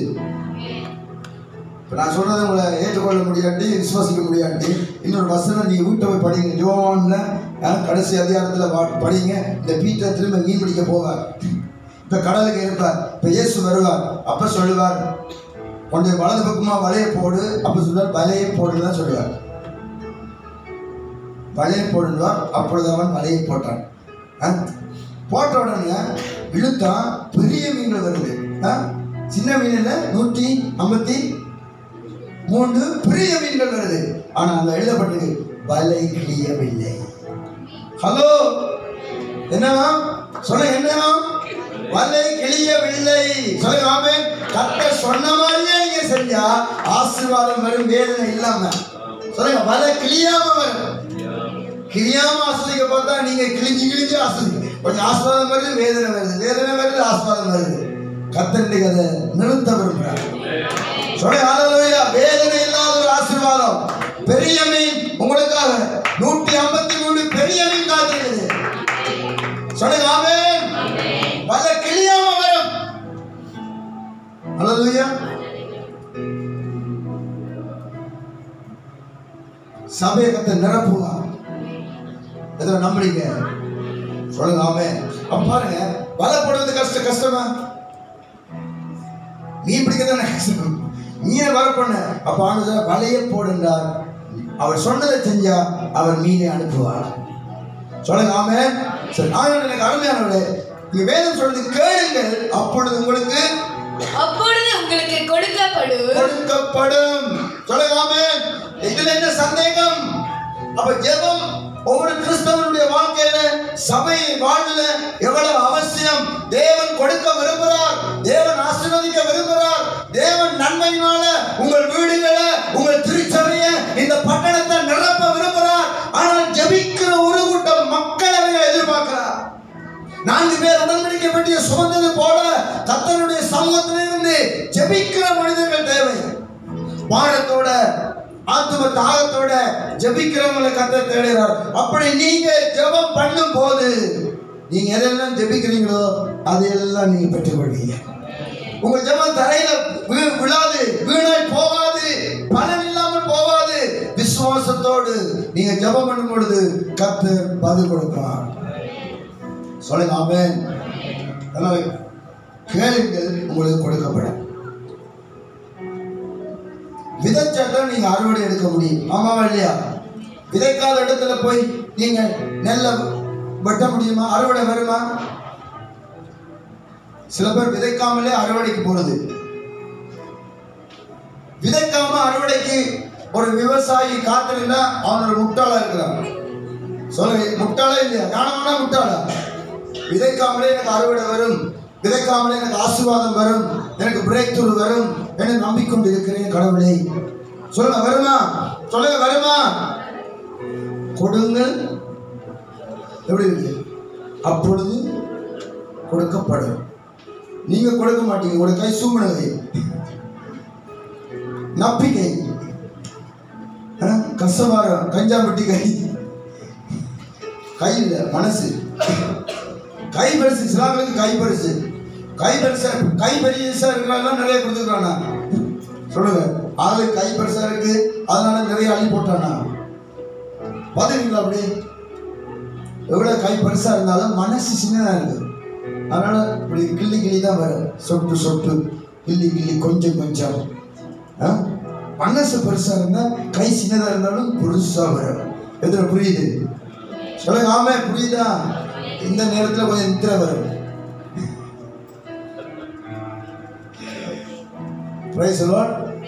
சில பேருக்கு என்ன, எங்க போனாலும் கதவை அடைச்சிருக்குது, தொழில ஒரு முன்னேற்றம் இல்லையே, பிசினஸ்ல ஒரு முன்னேற்றம் இல்லையே, எல்லாம் அடைச்ச மாதிரி இருக்குது. நல்ல கவனிங்க, அடைச்சது அந்த கதவு இல்லை, அடைச்சது இங்கே. நல்ல காலம் காட்டு நிக்காம இருக்குது, இங்கே அடைஞ்சு போயிருக்குது. இதை நீங்க திறக்கும் போது உங்களுக்கு தெரியும். இங்க நீங்க திறக்கும் போது உங்களுக்கான கதவு திறக்குது. சொல்லுங்க ஆமென். ஹல்லேலூயா. சரி, ஆண்களை கொடுக்கும் பொழுது மன உற்சாகத்தோட, விசுவாசத்தோட நீங்க கொடுங்க. ஒரு சபையில் இருக்கிறீங்கன்னா அந்த சபையை ஆசீர்வதிங்க. அந்த சபை உங்களுக்கு ஆசீர்வாதமா இருக்குது. தேவனுடைய வார்த்தையை கேட்குறீங்க, வார வாரம் ஆசீர்வதிக்கப்படுறீங்க. ஒரு சபையில் இருக்கிறதுனால பாதுகாப்புக்குள்ள இருக்கிறீங்க. ஒரு பிரேயர் ஒரு ஆத்மாக்கு ஒரு ஊழியக்காரன் உத்தரவாதம் பண்றான். சொல்லுங்க ஆமென். இருக்கிறீங்களா? இந்த சபை கட்டிடத்துக்கு எவ்வளவு, கரண்ட்டுக்கு எவ்வளவு, ஃபேனுக்கு எவ்வளவு, ஏசிக்கு எவ்வளவு, ஓசியா உட்காந்துருக்கீங்க. எப்படியா நினைச்சு பார்த்தீங்களா? சும்மா இங்க உட்காந்துருக்கிறோமா? சும்மா நமக்கு கட்டணம் கொடுத்துக்கிறானா? எல்லாத்துக்கும் காசு காசு. வசனம் மட்டும்தான் இலவசம். ஏன்டா இதுக்கு நீங்க பணம் கொடுக்க முடியாத அளவுக்கு இது பெருசு. ஹலோ, தேவனுடைய வார்த்தை பெருசு. இதை பணம் கொடுத்து வாங்க முடியாது. அதனால இலவசமா அது பேசப்படுறதுனால மிச்சமெல்லாம் இலவசம் இல்லை. ஒரு ஊழியக்காரனுக்கு சாப்பாடு இலவசமா வருமா? சொல்லுங்க, இலவசமா. கடைக்கு நான் பாஸ்டர், நீங்க பாஸ்டரா, சாப்பிட்டு போங்க, வீட்டையே கட்டிட்டு போங்க. சொல்லுங்க, கொடுப்பானா? சொல்லுங்க, கொடுக்க மாட்டான். அவனுக்கு இது ஆசீர்வாதமா இல்லை, உங்களுக்கு தான் அவர் ஆசீர்வாதமா இருக்கிறார். எத்தனை புரியுது? உங்களுக்கு தான் அவர் பாஸ்டரா இருக்கிறார். அவனுக்காக ஜெபிக்கிறார். அவன் ரட்சிக்கப்படும் போது செய்வான். எத்தனை புரியுது? சொல்லுங்க ஆமென்.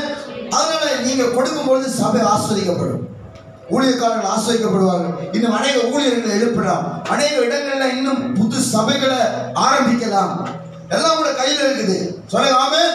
அதனால ஒரு சபையில் இருக்கிறவங்க எல்லாத்திலும் உண்மையோடு உத்தமத்தோடு நாங்க இருக்கும்போது, தாராள மனதோடு இருக்கும்போது கர்த்தர் எங்களையும் ஆசீர்வதிப்பார், எங்கள் ஊழியக்காரனை ஆசீர்வதிப்பார், சபையை ஆசீர்வதிப்பார். சொல்லுங்க ஆமென். இதை நீங்க எதிர்பார்க்கல, எல்லாம் அப்படியே அமைதியா இருப்பீங்க. அதனால கேளுங்கள் கொடுக்கப்படும், தேடுங்கள், அதே மாதிரி கொடுங்கள், அப்பொழுது உங்களுக்கு கொடுக்கப்படும். அப்ப தேவன் நமக்கு கொடுக்கும் போது நாம் கொடுக்கிற அளவில் அவர் கொடுக்க மாட்டார். அத 10 60 100 1000 பெருக்கி கத்த கொடுப்பார். சொல்லுங்க ஆமென். நம்மளோட நல்ல கையை தட்டி பெற்றுக்கொள்ளுங்க.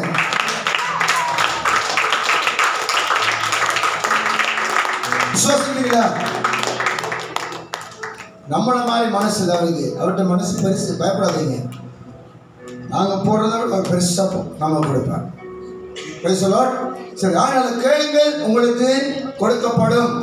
அப்ப கர்த்தர் சொல்றார், ஒரு தகப்பன்கிட்ட அப்பத்தை கேட்டா கல்லை கொடுப்பானா, மீனை கேட்டா பாம்பை கொடுப்பானா, முட்டையை கேட்டால் தேளை கொடுப்பானா? நீங்க அப்படி செய்வீங்களா? நீங்க செய்வீங்களா? அப்பம் கேட்டா கல்லை கொடுப்பீங்களா? அப்படி யாராவது அம்மா இருக்கிறீங்களா, அப்பா இருக்கிறீங்களா? பொல்லாதவன் கூட, நான் எல்லாரையும் பொல்லாதவன் சொல்றேன், அவன் எல்லாரும் பொல்லாதவன். இந்த பொல்லாதவனுக்குள்ளே பொல்லாதவன் இருப்பான். புரியுது? புரியுது உங்களுக்கு? நாம சொல்லுவோம் சிலரை பார்த்து, சொல்லியான பொல்லாதவன் பாருங்க. சொல்லிக்கிறோமா இல்லையா? சொல்லுங்க, கொஞ்சம் பேசுகிறேன். சிலரை பார்த்து இவன் சொல்லியான பொல்லாத இந்த மனுஷி பயங்கர பொல்லாத மனுஷி அப்படி நினைச்சுக்கிறீங்களா? நினைச்சுக்கிறீங்களா? நாமளே ஒரு பொல்லாதது, அதை விட பெரிய பொல்லாததான் இருக்குது. நாம பார்த்து பயப்படுற பொல்லாததான் இருக்குது. ஆனா அந்த பொல்லாத கூட தன்னுடைய பிள்ளைக்கு என்ன கொடுக்காது? அப்ப கேட்டா சொல்ல கல்ல கொடுக்காது, மீனை கேட்டா பாம்பை கொடுக்காது, முட்டையை கேட்டா தேட கொடுக்காது, நல்லதை கொடுக்குமா? அப்ப ஆண்டவரை குறிச்சு நீங்க என்ன நினைக்கிறீங்க? ஆண்டவர் கல் மனசுக்காரனா? நாங்க ஒன்றை கேட்டா அவர் வேறு கொடுப்பாரா? அதான் அவர் சொல்றாரு, உங்களுடைய பிதா நன்மையான ஈவுகளை கொடுப்பது அதிக நிச்சயம் அல்லவா? அதான் கரங்களை தட்டி கருத்துல பயன்படுத்துவோம். சபையே, தேவ பிள்ளையை ஜெபம் பண்ணு. ஏன் பெற்றுக்கொள்ளாமல் இருக்கிறார்கள்? யாக்கோபு சொல்லுகிறார், அவங்க விண்ணப்பம் செய்யாததினாலே பெற்றுக்கொள்ளாமல் இருக்கிறார்கள். சிலர் விண்ணப்பம் செய்கிறார்கள், இச்சையை நிறைவேற்ற ஜெபிக்கிறார்கள், சித்தத்தின்படி ஜெபிக்கல. அதனால நீங்க விண்ணப்பம் பண்ணணும். நீங்கள் தேவனுடைய சித்தத்தின்படி நீங்க ஜெபிக்கிற ஒவ்வொரு ஜெபத்துக்கும் பரலோகம் ஆம் என்றும் ஆமென் என்றும் பலனளிக்கிறது. சொல்லுங்க ஆமென். ஹalleluya. இந்த சபையில் ஒரு பெருக்கத்தை கொண்டு வர விரும்புகிறார், ஒரு வளர்ச்சியை கொண்டு வர விரும்புகிறார். கர்த்தர் சொல்றார், ஜெபம் பண்ணு சபையே, தேவ ஊழியர்களே, உடல் ஊழியர்களே, ஜெபம் பண்ணுங்க. இருக்கிறீங்களா? ஒரு ஊழியம் நல்லா வரணுமா, வளரணுமா? நீங்க ஜெபம் பண்ணுங்க. அப்ப கர்த்தர் ஒரு பெரிய காரியத்தை செய்ய, சின்ன காரியத்தை செய்ய சொல்றாரு. அப்ப இது ஒரு தேவனோட உறவு, ஒரு நெருக்கம் உங்களுக்கு உண்டாகும். ப்ரே பண்ணும் போது சொல்லுங்க ஆமென். சரி, வேகமாக நாங்கள் ஒரு மனிதனை குறித்து உங்களுக்கு சொல்ல விரும்புகிறேன். 1 4 அதிகாரம். ஒரு மனிதனுடைய கதை, கர்த்தர் எப்படி மாத்துறார், அவனோட கதை எப்படி மாறிச்சுது, அவனோட லைஃப்ல எப்படி ஒரு சேஞ்ச் உண்டாகிச்சுது என்பதை குறித்து படிப்போம். 1 4 அதிகாரம் 9வது 10வது வசனத்தை யாராவது வாசிக்கிறீங்களா? 1 4 அதிகாரம் 9வது 10வது வசனம் வாசிக்கிறீங்களா? யாபேஸ் தன் சகோதரனை பார்க்கிலும் கனம் பெற்றவனாய் இருந்தான். அவன் தாய், நான் துக்கத்தோடு அவனை பெற்றேன் என்று சொல்லி அவனுக்கு யாபேஸ் என்று பெயரிட்டாள். யாபேஸ் இஸ்ரவேலின் தேவனை நோக்கி, தேவரீர் என்னை ஆசீர்வதித்து என் எல்லையை பெரிதாக்கி உமது கரம் என்னோடு இருந்து தீங்கி என்னை துக்கப்படுத்தாதபடிக்கு அதற்கு என்னை விலக்கி காத்தருளும் என்று வேண்டிக் கொண்டார். அவன் வேண்டிக் கொண்டதை தேவன் அருளினார். சொல்லுங்க ஆமென். ஹalleluya. ரைட். இங்க ஒரு மனிதனை குறித்து வேதம் நமக்கு கற்றுக் கொடுக்கிறது. இந்த வேத பகுதியில் கிட்டத்தட்ட ஒரு 500 பரம்பரையை குறித்து எழுதப்படுது. இவன் இவனை பெற்றான், இவன் இவனை பெற்றான், இவன் இவனை பெற்றான் என்று சொல்லி ஒரு 500 பேரை கிட்ட பரம்பரை குறித்து சொல்லுது.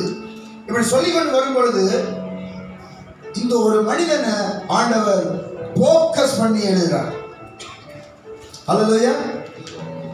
இவர் இதனை பெற்றார் என்று எழுதும் பொழுது இந்த மனிதனிடத்துல வரும்போது இவனை யார் பெற்றது என்று எழுதல.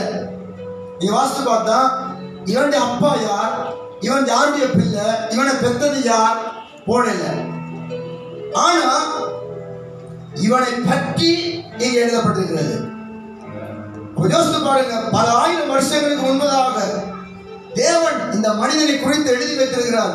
எத்தனையோ வருஷங்கள் கடந்து இன்றைக்கும் அந்த மனிதனை நாங்கள் தியானிக்கிற மாதிரி அவனோட லைஃப்ல அப்படி ஒரு சேஞ்ச் உண்டாயிருக்கு. சொல்லுங்க ஆமென். சரி, அவனை பற்றி இந்த வேதத்துல எழுத தொடங்கும் போது எப்படி எழுதுறார் என்றால், ஜாபேஸ் தன் சகோதரரை பார்க்கிலும் கணம் பெற்றவனாய் இருந்தான். சொல்லுங்க ஆமென். அவருடைய முந்தின வாழ்க்கையை குறித்து எழுத முன்பதாக அவருடைய பிந்தின வாழ்க்கை எப்படி இருந்தது எழுதப்படுகிறது. புரியுதா உங்களுக்கு? சொல்லுங்க ஆமென். அவருடைய முந்தின வாழ்க்கை எப்படி இருந்தது சொல்ல முதல் எந்த வாழ்க்கை, அவருடைய பிந்தின வாழ்க்கை எவ்வளவு மேன்மையானதாக இருந்தது, எவ்வளவு கனம் உள்ளதாக இருந்தது, எவ்வளவு மரியாதைக்குரியவனாக இருந்தான், எவ்வளவாய் அவன் ஆசீர்வதிக்கப்பட்டான் என்று. அது மாத்திரமல்ல, தன்னுடைய சகோதரரில் எல்லாரை காட்டிலும் அவன் கனம் பெற்றவனாக இருந்தான். யோசித்து பாருங்க, ஒரு காலத்துல அவன் ஒரு கனவீனமாக எண்ணப்பட்டான். எல்லாரை காட்டிலும் பின்தங்கிய இடத்துல இருந்தான், பின்னிலைமையில இருந்தான், கீழான நிலைமையில இருந்தான், பின்னுக்கு இருந்தான், கவனிக்கப்படாதவனாக, எண்ணப்படாதவனாக, அலட்சியம் பண்ணப்படக்கூடியவனாக அவன் இருந்தான். ஏனென்றால் வேதம் சொல்றது அவனுடைய பெயர் ஜாபேஸ். ஜாபேஸ் என்றால் துக்கத்தின் மகன். என்ன மகன் சொல்ல? துக்கத்தின் மகன். துக்கத்தின் சன் ஆஃப் காட் என்ன அர்த்தம்? சன் ஆஃப் காட் என்ன அர்த்தம் சொல்லுங்க? தேவனுடைய பிள்ளை. அப்படித்தானே? தேவனுடைய பிள்ளை. தேவனுடைய பிள்ளைன்னா என்ன அர்த்தம்? தேவனுடைய பிள்ளைன்னு அர்த்தம். அந்த மாதிரி இவன் துக்கத்தின் மகன். அப்படின்னா இவன் அப்பா யாரு? இவன் அப்பா யாரு? இந்த அம்மா இவன் அப்பாவை எப்படி அறிமுகப்படுத்துது? துக்கம். ஹலோ, இருக்கிறீங்களா? இவன் அப்பா யாரு சொல்லுங்க? அப்பா யாரு? துக்கம். துக்கத்தின் மகன். அங்க எழுதல இவனை பெற்றான். இந்த அம்மா சொல்லுது, பிள்ளையை பெற்று எடுத்து பேர் வைக்குது, இவன் துக்கத்தின் மகன் ஜாபேஸ். இவன் அப்பா துக்கம். பாத்தீங்களா எவ்வளவு வேதனை? பெற்றெடுத்த தாய் துக்கத்தின் மகன் என்று தன் பிள்ளைக்கு பேர் வைப்பாளா? நாங்க கருப்பா இருந்தாலும் பேர் வைக்கிறோம் வெள்ளையன், வியாதியா இருந்தாலும் ஆரோக்கியநாதன், ஒண்ணுமே வீட்டை கஞ்சிக்கு குடிக்கவே வழி இல்லாவிட்டாலும் ஆசீர்வாதம். சரிங்களா? நாங்க வெள்ளைக்காரனே அதிர்ச்சி அடைகிற மாதிரி பேரெல்லாம் நாங்க வைக்கிறோம். விசுவாசத்தோட பிள்ளையா எதிர்காலத்துல நல்லா இருப்பான்னு சொல்லி வைக்கிறோம். ஆனா இஸ்ரவேல் மக்கள் பேர் வைக்கும் பொழுது ஒரு காரணம் இருக்கும். அந்த சூழ்நிலை, அந்த நேரத்துல என்ன நடந்ததோ, என்ன சூழ்நிலையோ, அந்த காரணத்தோடு தான் அவங்க பேர் வைப்பார்கள். புரியுதா உங்களுக்கு? சரி, இந்த அம்மாவோட வாழ்க்கையில என்ன துக்கமோ, என்ன துயரமோ, அவனோட அப்பா கூட யாருன்னு இல்லை, அதனால அவனை துக்கத்தின் மகன் என்று இந்த அம்மா சொல்லிக்குது. அப்ப எல்லாரும் எப்படி கூடுவாங்க? துக்கத்தின் மகன், துக்கத்தின் மகன், துக்கத்தின் மகன். அவனோட வாழ்க்கையில மிகவும் உடைக்கப்பட்டவனாய், நொறுக்கப்பட்டவனாய், தள்ளப்பட்டவனாய், எண்ணப்படாதவனாய், கனவீனமான ஒரு நபராக அவன் இருக்கிறான். இப்படி அவனோட வாழ்க்கை கடந்து போன பொழுது வேதம் சொல்லுது, ஜாபேஸ் இஸ்ரவேலின் தேவனை நோக்கி, எல்லாரும் சொல்லுங்க ஆமென், சத்தமா சொல்லுங்க ஆமென், சொல்லுங்க ஹல்லேலூயா. உடைக்கப்பட்ட நேரத்துல சில வேளையில ஏன் இந்த துக்கம் எனக்கு, ஏன் இந்த வேதனை எனக்கு, ஏன் இந்த கஷ்டம் எனக்கு, ஏன் இந்த கண்ணீர் எனக்கு என்று நீங்க பல கேள்விகளை கேட்கலாம். ஆனா இவனுடைய கஷ்டம், இவனுடைய வேதனை தான் இஸ்ரவேலின் தேவனை நோக்கி பார்க்க வைத்தது. ஹல்லேலூயா. சில வேளையில வருகிற பாடுகள், துன்பங்கள், உபத்திரவங்கள் தான் உன்னை தேவனிடம் கொண்டு சேர்க்கும் கருவியாக தேவன் மாற்றுகிறார். தீமையாக வந்தது உங்களோட வாழ்க்கையில ஆண்டவன் நன்மையாக மாற பண்ணுகிறார். எதை நம்புறீங்க? வாழ்க்கையில தீமை நடந்திருக்குதா? கர்த்தர் நன்மையாய் மாற பண்ணுகிறார். இந்த இரவு அது உங்களுக்கு நன்மையாய் மாறுகிறது. நீங்க ஒரு நாள் சாட்சி சொல்ல போறீங்க, அன்னைக்கு இது நடந்தது நல்லது, ஏன் ஏன் ஏன் ஆண்டவரே, ஏன் கையை விட்டு ஏன் நடந்தது என்று நீ கேள்வி கேட்டுக் கொண்டிருக்கலாம். இதோ நாள் வருகிறது, நீ சொல்ல போகிறாய், அது நடந்தது நல்லது, நன்மைக்கே. சொல்லுங்க ஆமென். ஏனென்றால் தீமையானதை நன்மையாய் மாற்றுகிற ஒரு தேவன் இருக்கிறார். அந்த இஸ்ரவேலின் தேவனை நீ ஆராதிக்கிறாய். ஹல்லேலூயா. தீமையா வந்தா என்ன? அப்பா கூட இருக்கிறார். சொல்லுங்க, தீமை வந்தா என்ன? சொல்லுங்க, நன்மையா மாத்திடுவாரு. சாபத்தை உச்சரித்தாலும் வாயிலிருந்து வெளியே விளைந்து ஆசீர்வாதமா மாத்திடுவார். எத்தனை புரியுது? புரியுதா உங்களுக்கு? தேவனுடைய பிள்ளைகள் ஒருவன் சபிக்கிறதுக்கு போறீங்கிறான், வாயை திறக்கிறான் சபிக்க, அதுதான் நிற்கிறான். திறந்த ஆசீர்வாதம் ஆசீர்வாதமா கொட்டுது. மாத்திடுவார். சொல்லுங்க, மாத்திடுவார். சொல்லுங்க, எல்லாம் சொல்லுங்க, மாத்திடுவார். சொல்லுங்க ஆமென். சாபத்தை ஆசீர்வாதமாய் மாற்றுகிறவர் உன் தீமைகளை எல்லாம் நன்மையாக மாற்றுவார், நன்மையாக முடிய பண்ணுவார். சொல்லுங்க ஆமென். ஹல்லேலூயா. ஆனால் தீமை செய்ய நினைச்சவங்க மேல கோபமா இருக்க வேண்டாம், பொறாமையா இருக்க வேண்டாம், எரிச்சலா இருக்க வேண்டாம், அவங்க நாசமா போகட்டும் சொல்ல வேண்டாம், அவங்க நல்லா இருக்கட்டும் ஆஸ்வதிங்க. புரியுதா உங்களுக்கு? உங்களுக்கு யாராவது தீமை செஞ்சுக்கிறாங்களா, உங்களை வேதனைப்படுத்திக்கிறாங்களா, உங்களை கஷ்டப்படுத்திக்கிறாங்களா, நீங்களும் அவங்கள மாதிரி பேயா மாறாதீங்க. இப்படி சொல்றது புரியும். நீங்க ஆட்டப்பில்லை, சொல்லுங்க, நீங்க ஆட்டப்பில்லை. அவன் அதை செஞ்சான்னு என்ன அர்த்தம்? அவன் வேற ஒரு ரெண்டு பிள்ளையா இருக்கான், அதனாலதான் அதை செஞ்சான். ஆமாவா இல்லையா? சொல்லுங்க, ஆமாவா இல்லையா? நீங்களும் அதையே செய்ய நினைச்சு கொண்டு இருந்தா அந்த திட்டத்தில் இருந்தா நீங்க ஆட்டப்பில்லை. சொல்லுங்க, எல்லாம் வேத வசனத்தை தான் சொல்றேன், ஆனா வேத வசனம் எடுக்க டைம் இல்லை. புரியுதா உங்களுக்கு?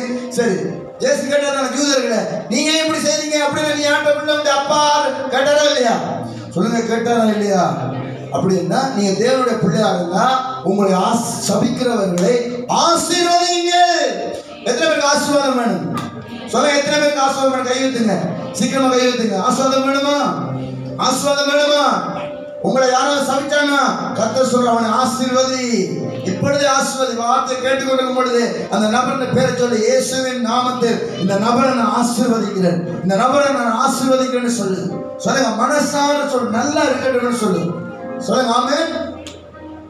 உங்களை சபிக்கிறவங்கள ஆசீர்வதி. உங்களை தீமை செய்யறவங்களுக்கு முடிஞ்சா கூட்டம் முடிஞ்சோன்னா போய் நல்ல சாப்பாடு பண்ணி கொடுங்க, போன் பண்ணி வாங்க, சாப்பிடுவோம் வாங்க. சொல்லுங்க ஆமென். நீங்க நல்ல மலேசியாவில் நல்ல சாப்பாடு கொடுப்பீங்க, சூப்பரான சாப்பாடு கொடுக்கல, கூப்பிடுங்க, வாங்க சாப்பிடுவோம், டின்னருக்கு வாங்க. அவன் தேர்க்கணும், என்னையா நாம் இதெல்லாம் செஞ்சிருக்கோம், நம்ம சாப்பாடு கூப்பிடுறாங்களே. சொல்லுங்க, அதான் கர்த்தருடைய பிள்ளைகள். வித்தியாசம். நீங்க வித்தியாசம், நீங்க வித்தியாசமா இல்லையா? சொல்லுங்க, நாங்க வித்தியாசம். சொல்லுங்க ஆமென். சரி, அதனால இந்த துன்பம் தான் அவனை இஸ்ரவேலின் தேவனை நோக்கி பார்க்க வச்சது. இன்னைக்கு நீங்களாம் நல்லா இருந்த சேர்த்துக்கு வந்திருப்பீங்களா? உங்களுக்கு வயிற்றுக்கு வந்ததுனால, மருத்துவர் கைவிட்டதுனால, ஒரு சண்டை வந்ததுனால, ஒரு சூனியம் வந்ததுனால, ஏதோ ஒரு பிரச்சனை இருந்ததுனாலதான் இயேசுட்ட வந்து நல்லா கையெழுத்து காட்டுங்க, சந்தல கையெழுத்துங்க. பார்த்தீங்களா? ஒப்போப்பா பிரச்சனை தானே உங்களை இயேசுட்ட கொண்டு இருக்குது. பிரச்சனை இயேசுட்ட கொண்டு வந்து நித்திய ஜீவனை தந்தது. ஹலோ, நீங்க நித்திய ஜீவனை பற்றி நீங்க வயிற்று குத்து போயிடுது, வியாதியும் போயிடுது. ஆனா அந்த பிரச்சனை உங்களுக்கு கொண்டு வந்து இயேசு அறிமுகப்படுத்தி, மெய்யான தேவனை உங்களுக்கு அறிமுகப்படுத்தி, நீங்கள் அழிவில்லாத ஒரு வாழ்க்கையை, ஒரு நித்திய ஜீவனை பெற்றுக்கொள்ள வைத்தது. சொல்லுங்க ஆமென். அத மாதிரி இப்ப நீங்க சேர்த்துக்கு வந்துட்டீங்க, இப்போ ஒரு பிரச்சனை வருது, சேர்த்துக்குள்ளே ஒரு பிரச்சனை வருது. ஐயோ, ஏன் அந்த சேர்த்து விட்டு போகலாமா? சேர்த்துக்குள்ளே பிரச்சனை வந்துட்டு அப்படி யோசிக்க கூடாது. நானும் கதைக்கு சொல்றேன், மக்கள் அப்படி யோசிப்பாங்க. இல்ல இல்ல, இப்ப அடுத்த ஒரு அற்புதம் நடக்க போகுது. முதல் ஒரு பிரச்சனை தான் உனக்கு நித்திய ஜீவன ஆசீர்வாதத்தை எல்லாம் கொண்டு வந்தது. இப்ப அடுத்த பிரச்சனையில நீ உறுதியா இருக்கும்போது, விசுவாசத்தோடு இருக்கும் பொழுது தேவன் அடுத்த பெரிய ஒரு அற்புதத்தை கர்த்தர் செய்ய போகிறார். எல்லாம் நம்புறீங்க? நம்புறவனால கையை தட்டி கர்த்தரை மகிமைப்படுத்துவோம். பைபிள்ல பாருங்க, ஒவ்வொரு பிரச்சனை வரும் பொழுதும் தேவன் குறுக்கிட்டு அற்புதம் செய்கிறார். தேவனை அற்புதம் செய்ய வச்சதே பிரச்சனை தான். எத்தனை பெரிய மரங்கள் வேணும், பெரிய மரங்கள் கையெழுத்து காட்டுங்க. எனக்கு ஒரு பெரிய அற்புதம் நடக்கும், பெரிய அற்புதம், கிரேட் மரங்கள், நல்ல கையெழுத்து காட்டுங்க, கையெழுத்து காட்டுங்க. இப்ப நான் எதுக்காக ஜெபிக்க போறேன்டா? பெரிய பிரச்சனைக்காக ஜெபிக்க போறேன். பெரிய பிரச்சனை வந்தா தான் என்ன நடக்கும்? பெரிய அற்புதம் நடக்கும். எங்களை பெரிய பிரச்சனை தான் பாஸ் ஆகிருக்கிறோம் அப்படின்னு பெரிய அற்புதம் இன்னைக்கு நடக்கும். சொல்லுங்க ஆமென். ஹல்லேலூயா. இந்த 6 மாதம், இந்த வருஷம் முடியும் முதல் பெரிய பெரிய அற்புதம் நடக்க போகுது. ஹலோ, நம்புறவங்க எல்லாம் நல்லா உற்சாகமா கையை தட்டி கர்த்தரை மகிமைப்படுத்தணும். ஒரு பெரிய தேவன், ஒரு நல்ல தேவன் நம்மோட கூட இருக்கிறார். சொல்லுங்க ஆமென். சரி, இப்ப இந்த மனிதன் இஸ்ரவேலின் தேவனை நோக்குறானா? ஏன் இஸ்ரவேலின் தேவன்? வேற யெகோவா தேவன், ஆபிரகாமின் தேவன், ஈசாக்கின் தேவன் இல்லை, இஸ்ரவேலின் தேவன். ஏன் அந்த இஸ்ரவேல் ஒரு நாள் அவனுடைய பெயரை, அவனுடைய சரித்திரத்தை கர்த்தர் மாற்றினார். சொல்லுங்க ஆமென். அவன் இதே மாதிரி ஒரு கண்ணீர் பாதையில வந்த பொழுது, அவன் தனித்து விடப்பட்ட பொழுது தேவனோடு போராடினான். அப்ப ஆண்டவர் வந்து கேட்ப, அவனுடைய பேர் என்னடா பண்ணு? ஒரு நாள் அவன் அப்பா கேட்டார், உன்னுடைய பேர் என்ன? நீ ஏசா, நான் உன்னுடைய மகனாகி ஏசா தான். யாக்கோபுன்னா என்ன? சொல்லுங்க சொல்லுங்க, எத்தனை அர்த்தம். ஆனா இவன் என்ன சொன்னான்? யாக்கோபுன்னு சொல்லல, உம்முடைய மகனாகிய ஏசான்னா. புரிஞ்சுதா உங்களுக்கு? இப்ப ஆண்டவர் வந்து நிற்கிறார், என்ன ஆசீர்வதியும் ஆசீர்வதியும் கேட்கிறான். இப்ப கேட்கிற உனக்கு பேர் என்னன்னு? இப்ப என்ன டிவிக்கு விடுறான்னு பார்ப்போம். புரியுதா? ஆனா இப்ப உண்மையை சொல்லிட்டான். நான் யாக்கோபுன்னா கர்த்தர் சொன்னார், இனி உன் பேர் இஸ்ரவேல் எனப்படும். யாக்கோபு சரித்திரம் முடியுது, ஒரு இஸ்ரவேலின் சரித்திரம் தொடங்குது, ஒரு புதிய சரித்திரம் தொடங்குது. சொல்லுங்க ஆமென். ஒரு நியூ ஸ்டோரி, ஒரு புதிய சரித்திரத்தை இந்த சபையில கர்த்தர் தொடங்குகிறார்.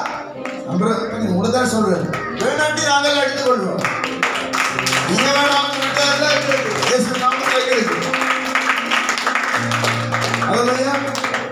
உங்களுக்கு வார்த்தை வல்லமை புரியாது, தெரியும். இயேசு நல்லா தெரியும். இயேசு ஒரு வீட்டை போய்க்க என்ன சொல்லு? கிறிஸ்துவின் சமாதான சபை. ஒரு வீட்டுக்கு போய்க்க, பட்டணத்துக்கு போய்க்க என்ன சொல்லு? சமாதானம் சொல்லு. சமாதானத்துக்கு பாத்திரவான் அங்கே இருந்தால் அந்த சமாதானம் அங்கு தங்கும்.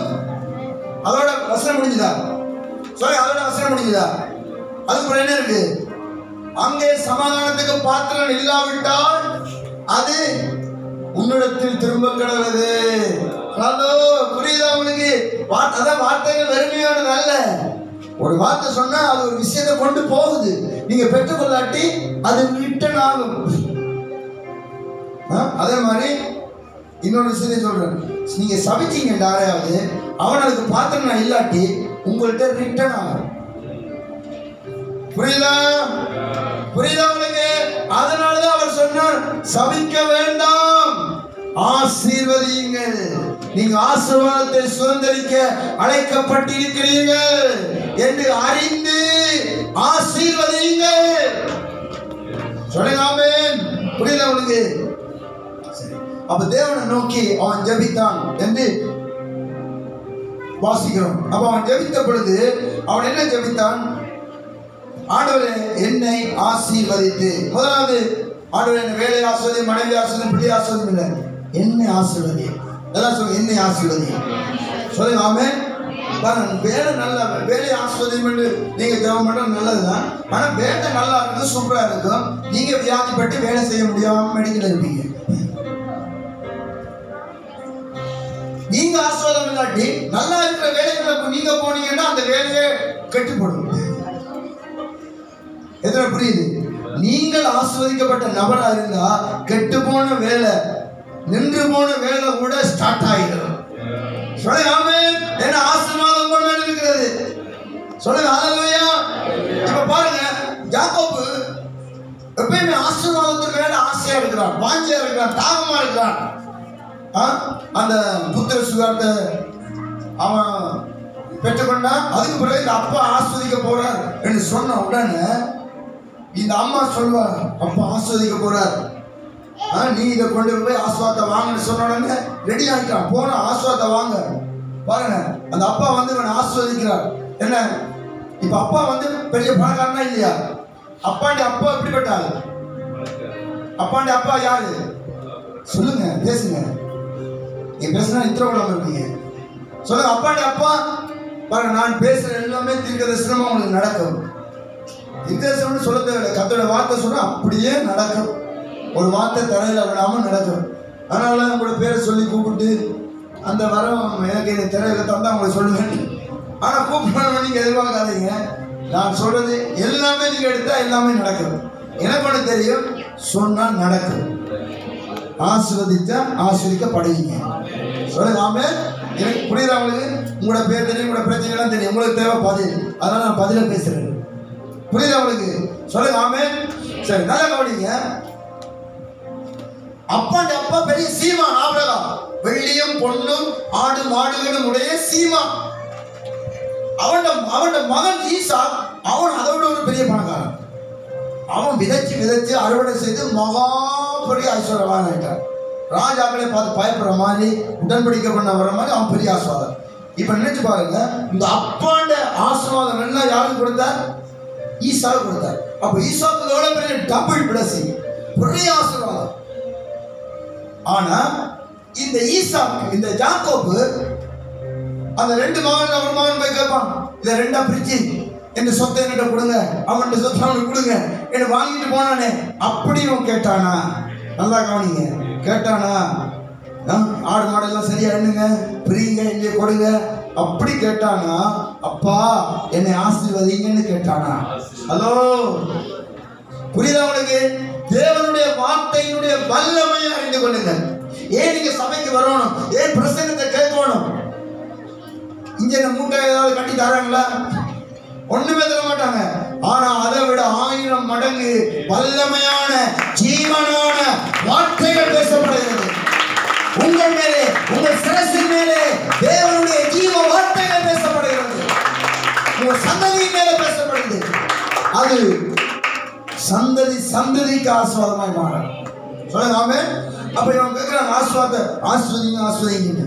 இவன் என்ன செய்யறான்? ஈசாக்கு ஆஸ்வதிக்கிறான். எழுதி ஒரு ஆசீர்வாதம் கொடுக்கல, ஆடு மாடு கொடுக்கல, ஒண்ணும் கொடுக்கல, ஆசீர்வதிக்கிறான். அந்த வார்த்தையை பார்த்தீங்களா? ஆசீர்வதிக்கிறான். அந்த ஆசீர்வாதத்தை பெற்றோன்னா அங்கே பிரச்சனை வந்துட்டு உடனே இவன் இடத்தை விட்டு கிளம்புறான். ஏதாவது கொண்டு போனானா? ஒண்ணுமே கொண்டு போகல. ஜோர்தானை கடக்கும் போது எப்படி போனானா? பைபிள் சொல்லுது, சீக்கிரம் சொல்லுங்க, எப்படி போனான்? கோலும் வெறும் கையுமா, கோலும் கைத்தடியுமா, வெறுமையா போனானா ஜோர்தான் கடந்து. ஆனால் அவன் மேல ஆசீர்வாதம் பேசப்பட்டிருக்கிறது. அந்த நபர் ஆசீர்வதிக்கப்பட்டவன். அவனுடைய கையில ஒண்ணுமே இல்லாவிட்டாலும் அவன் ஆசீர்வதிக்கப்பட்டவன். அவன் போறான், வெறுமையா போறான். அங்க போய் மாமாட்ட போய் அங்க வேலை செஞ்சா, மாமா பயங்கர தந்திரவாதி, இவன் மந்திரவாதின்னா அவன் தந்திரவாதி. அவன் பயங்கரமா போட்டு வேலை பண்ணி 7 வருஷம் 14 வருஷம் சொல்ல டைம்ல அந்த மாதிரி இவனுடைய சம்பளத்தை 10 முறை மாத்தினானா. பயங்கரமான ஒரு ஆள். அவன் என்ன தந்திரம் பண்ணினாலும் மந்திரம் பண்ணினாலும் இவன் போனதுனால அவன் ஆஸ்வதிக்கப்பட்டான், இவனும் ஆஸ்வதிக்கப்பட்டான். புரியுது? அவன் சொல்றான், யாக்கோபே நீ வர முதல் எனக்கு இருந்தது கொஞ்சம், நீ வந்த பிறகு எனக்கு அதிகம். ஏனால் தேவன் உன்னோடு இருக்கிறார். சொல்லுங்க ஆமென். தேவன் அந்த மனிதனோடு இருக்கிறார். ஒரு வனாந்திரத்துல போறான், வெறுமையா போறான், ஒண்ணுமே இல்லாம போறான். ஆனா அவன் போய் வேலை செஞ்சா சும்மா இருந்தெல்லாம் விளையுது, ஆடு மாடெல்லாம் பெருகுது. இப்ப லாபம் பெரிய பணக்காரனா மாறிட்டான், பெரிய மாறிட்டான். ஒரு மனிதன் மேல இருந்த ஆசீர்வாதம், அவன் எந்த இடத்துல வேலை போனானோ அந்த வேலை தலைமை ஆசீர்வதிக்கப்பட்டது. அந்த ஏமான் பணக்காரனா மாறிட்டான். இவனை ஏமாத்துறான், இவனுக்கு தந்திரம் பண்றான். ஆனால் கர்த்தர் இவனை ஆசீர்வதித்து அவனை விட பலமானதெல்லாம் இவனுக்கு வரும்படி செஞ்சு இவன் தலையை கர்த்தர் உயர்த்துறார். மறுபடியும் அந்த யோர்தான் கரையில அவன் வந்து நின்ற பொழுது வேதம் சொல்லுது, நாம் இதை கடந்து போகும் பொழுது வெறுங்கையா போனேன், கோலும் கைத்தடியுமா போனேன், இப்பொழுது 2 பரிவாரங்களோடு வருகிறேன். நல்லா கையை தட்டி கர்த்தரை மகிமைப்படுத்துவோம். அதுதான் ஆசீர்வாதத்தினுடைய வல்லமை, அதுதான் தேவனுடைய வார்த்தையினுடைய வல்லமை. நீங்க ஆசீர்வதிக்கப்பட்டா நீங்க எங்க போனாலும் ஆசீர்வாதமா இருப்பீங்க. உங்களை யாரும் அழிக்க முடியாது, உங்களை யாரும் ஒண்ணுமில்லாமல் பண்ண முடியாது, உங்களை யாரும் தோல்வி உரை செய்ய முடியாது. நீங்கள் என்ன பிரச்சனை வந்தாலும் நீங்கள் மேல வந்துடுவீங்க. ஏன்னா உங்கள் மேல் நீங்க ஆசீர்வதிக்கப்பட்டிருக்கீங்க. சொல்லுங்க ஆமென். எத்தனை நம்புறீங்க? சொல்லுங்க ஹல்லேலூயா. இந்த சபை ஆசீர்வதிக்கப்பட்ட சபை, இந்த ஊழியக்காரன் ஆசீர்வதிக்கப்பட்ட ஊழியக்காரன். சொல்லுங்க ஆமென். இந்த சபையோட தேவன் இருக்கிறார், நீங்க மேல வருவீங்க. சொல்லுங்க ஆமென். எனக்கு அருமையானவர்களே, அவன் தேவனை நோக்கி ஜெபம் பண்ணினான். முதலாவது என்னை ஆசீர்வதியும் என்றான். இரண்டாவது என்ன கேட்டான்? என் எல்லையை பெரிதாக்கும். எல்லாம் சொல்லுங்க, எல்லையை பெரிதாக்கும். சொல்லுங்க, எல்லையை பெரிதாக்கும். சொல்லுங்க ஆமென். பாருங்க எவ்வளவு தெளிவா அவன் ப்ரே பண்றான். எல்லையை ஆண்டவரே பெரிதாக்கும். கர்த்தர் நமக்கு ஒரு எல்லையை குறித்திருக்கிறார். எத்தனை தெரியும்? நீங்க ஒரு சின்ன அளவுக்குள்ள இருப்பீங்க. இவ்வளவுதான் லைஃப், இவ்வளவுதான் வாழ்க்கை. இல்ல இல்ல, இவன் பார்க்கலாம், இது என்னுடைய வாழ்க்கை அல்ல, இது என்னுடைய எல்லை இல்ல. தேவன் எனக்கு பெரிய எல்லையை வச்சிருக்கிறார், விஸ்தாரமான எல்லையை வச்சிருக்கிறார், விசாலமான இடத்தை கர்த்தர் வச்சிருக்கிறார். சொல்லுங்க ஆமென். ஹல்லேலூயா. இந்த சின்ன எல்லைக்குள்ள நான் கட்டுப்பட்டவன் அல்ல, எனக்கு ஒரு பெரிய எல்லையை தேவன் நியமித்திருக்கிறார். அப்ப ஆண்டவரே என் எல்லையை பெரிதாக்கு. கிறிஸ்துவின் சமாதான சபையே, உன் எல்லைகளை கர்த்தர் பெரிதாக்க போகிறார், உன் எல்லைகளை விரிவாக்க போகிறார்.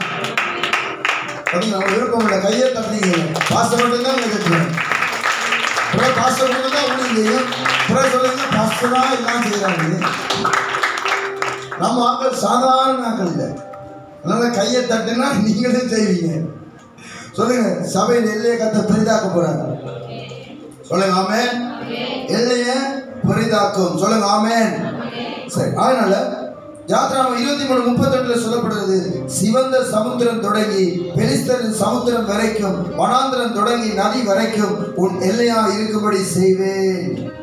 பார்த்தீங்களா? அந்த குடிகளை உன் கையில் ஒப்புக் கொடுப்பேன், நீ அவர்களை உன் முன்னின்று துரத்தி விடுவாய். புரியுது உங்களுக்கு? சரி, யாத்ராகமம் 34:24 சொல்லப்படுது, நான் புறஜாதிகளை உங்கள் முன்பதாக துரத்தி விட்டு உங்கள் எல்லைகளை விஸ்தாரமாக்குவேன். இப்ப உங்களுக்கு புரியுதா? உங்களுக்கு எல்லையை அவர் குறிச்சிருக்கிறார். ஆனா நீங்க ஒரு இடத்துல இருக்கிறீங்க, ஆனா உங்களுக்கு சொந்தமானது யார்கிட்ட இருக்குது? உங்கள்கிட்ட இல்லை, வேற ஆண்ட கையில இருக்குது. அவங்க தங்க சொந்தமான மாதிரி அங்கங்க இருக்கிறாங்க, ஆனா அது அவர்களுடையது அல்ல, அது உங்களுடையது. உங்களுக்காக உலக தோற்றம் முதல் தேவன் முன்குறித்தது. பைபிள் சொல்லுது, ஆதாமின் புத்திரரை வெவ்வேறாக பிரித்த காலத்துல இஸ்ரவேல் ஜனங்களுக்கென்று அவங்களோட தொகைக்கு அவங்களோட அளவுக்கு தக்கதாக எல்லைகளை திட்டம் பண்ணினார். எத்தனை சொல்லுங்க, உங்களுக்காக எல்லைகளை திட்டம் பண்ணி இருக்கிறார். நீங்க பிறக்க முதலே, ஹலோ பிரதர் சிஸ்டர், நீங்க பிறக்க முதலே, நீங்க ஊழியம் தொடங்க முதலே உங்களுக்கான எல்லைகளை அவர் திட்டம் பண்ணி இருக்கிறார். அது சின்ன எல்லை அல்ல, அது மேற்கு கிழக்கு வடக்கு தெற்காக விரிந்த பரந்த ஒரு பெரிய எல்லை. நீங்கள் சுதந்திரிக்கும்படி செய்வார், கர்த்தர் உங்களை விஸ்தாரமாக்குவார். சொல்லுங்க ஆமென். நீங்க எத்தனை நம்புறீங்க? பெரிய சபையா இந்த ஜெகோபால நீங்க பெரிய சபையா வருவீங்க, நம்புறீங்களா? உங்களை எல்லாம் திரும்பி பார்க்குற மாதிரி இந்த சபையை கர்த்தர் ஃபோக்கஸ் பண்ணுவார். எத்தனை புரியுது? நீங்கள் ஹைலைட் பண்ணப்படுவீங்க, ஃபோக்கஸ் பண்ணப்படுவீங்க, ஒரு எழுப்புதல் உண்டாகும், ஒரு அக்கினி உங்களுக்குள்ள போடப்படுகிறது. சொல்லுங்க ஆமென். இருக்கிறீங்களா? Praise the Lord. சரி, அதனால உங்களுக்கு ஒரு பெரிய இல்லை, உங்களோட ஆசீர்வாதமாக இருக்கலாம், பிஸ்னஸாக இருக்கலாம். நான் ஊழியத்தை பற்றி சொல்றேன். ஆனால் உங்களோட பிஸ்னஸ், உங்களோட தொழில் துறை, உங்களோட ஆசீர்வாதம், உங்களுடைய காரியங்கள் எல்லாத்துக்கும் ஒரு பெரிய எல்லையை கத்த வச்சிருக்கார். அதனால இவ்வளவு தான் நினைக்காதீங்க. நீங்க ப்ரே பண்ணும் பொழுது எல்லா ஜாதகம் விரிவடையும், பெரிதாகும், இன்கிரீஸ் ஆகும். சொல்லுங்க ஆமென். சொல்லுங்க நான் பெரிதாவேன், நான் பெருகுவேன், விசாலமாவேன். சொல்லுங்க ஆமென். ஹல்லேலூயா. அப்ப பாருங்க, இந்த மனிதன் கண்டுபிடிச்சிட்டான், நான் இந்த மாதிரி இருக்க கூடாது, மனுஷனை நோக்கி பார்த்தா எதுவும் நடக்காது, கவலைப்படுறதுனால எதுவும் நடக்காது, கர்த்தரை நோக்கி பார்த்தா அவனுக்கு நடக்கும்னு நம்பிட்டான். ஆமென். அவன் தன்னுடைய முற்பிதாக்களை போல தன்னுடைய கடினமான உடைக்கப்பட்ட நிலைமையில தேவனை நோக்கி பார்க்கிறான். தேவன் நோக்கி கருத்தாக அவன் ஜெபிக்கிறான். ஆண்டவர் எல்லைகளை பெரிதாக்கும். ஆண்டவர் எனக்கு அருமையானவர்களே, கர்த்தர் உங்கள் எல்லைகளை விரிவாக்குவார், ஒரு தொழில்துறைகளை ஆஸ்வதிக்க போறார். இந்த நாள்ல இருந்து ஒரு வித்தியாசத்தை நீங்க பார்ப்பீங்க. இந்த வருடத்திலேயே நீங்க மிகவும் ஆஸ்வதிக்கப்படுவீங்க. நம்புறீங்களா? சொல்லுங்க ஆமென். சரி, அதனால வீட்டை போய் படிங்க. உபாகமம் 32:8 அதுல சொல்லப்படுகிறது, உன்னதமானவர் ஜாதிகளுக்கு சுதந்திரத்தை பங்கிட்டு ஆதாமின் புத்திரரை வெவ்வேறாக பிரித்த காலத்தில் இஸ்ரவேல் புத்திரருடைய தொகைக்கு தக்கதாய் சர்வ ஜனங்களின் எல்லைகளை திட்டம் பண்ணினார். சொல்லுங்க ஆமென். ஹல்லேலூயா. சரி, அடுத்தது என்ன ப்ரே பண்ணினான்? உங்களுடைய கரம் இருக்க வேண்டும். எல்லாம் சொல்லுங்க, உங்களுடைய கரம். சொல்லுங்க ஆமென். கர்த்தருடைய கரம். எத்தனை பேர் சொன்னீங்க கர்த்தருடைய கரம் என்னோட இருக்கணும்? பாருங்க, குறிப்பா ஜெபம் பண்றான், கரெக்டா ஜெபம் பண்றான். அந்த பிரேயருக்கு தேவன் பதில் அளித்தார். பதில் அளித்த பொழுது அந்த வாழ்க்கை வேற மாதிரி மாறிச்சுது, வேற லெவல்ல மாறிச்சுது. பின்னு இருந்தால் எல்லாருக்கும் முன்னுக்கு மேல வந்துட்டாங்க. புரியுதா உங்களுக்கு? நீங்க எவ்வளவு பின்னுக்கு இருந்தாலும் பரவாயில்ல, ஐயோ எல்லாருக்கும் நான் பின்னுக்கு இருக்கிறேன், எல்லாரும் என்னோட வாழ்க்கையை ஸ்டார்ட் பண்ணவங்க எல்லாம் முன்னுக்கு போயிட்டாங்க, எனக்கு பின்ன வந்தவங்க முன்னுக்கு போயிட்டாங்க, நான் ரொம்ப பின்தங்கிட்டேன், நான் பின்னுக்கு இருக்கிறேன் அப்படி நினைக்கிறீங்களா? இன்னைக்கு கர்த்தருடைய வார்த்தையை நீங்க விசுவாசிப்பீங்கன்னா உங்களுக்கு முன்னே எவ்வளவு தூரம் போயிருந்தாலும் எல்லாம் ஓவர்டேக் பண்ணுங்க. ஓவர்டேக் பண்ண போறீங்க. சொல்லுங்க, கைது சொல்லுங்க, ஓவர்டேக் பண்ண போறீங்க. ஓவர்டேக் பண்ண போறீங்க. கையை விடுங்க, சொல்லுங்க, கையை விடுங்க. பாஸ்டர், எல்லாம் ஊழியர்களை ஓவர்டேக் பண்ண போறீங்க. Praise the Lord. ரிசீவ். சொல்லுங்க, கையை விடுங்க, சொல்லுங்க, எல்லாம் ஓவர்டேக் பண்ண போறீங்க. முன்னுக்கு போக போறீங்க. சொல்லுங்க ஆமென். இருக்கிறீங்களா? கர்த்தருடைய கரம் உங்கள் மேல செயல்படும் போது என்ன நடக்கும்?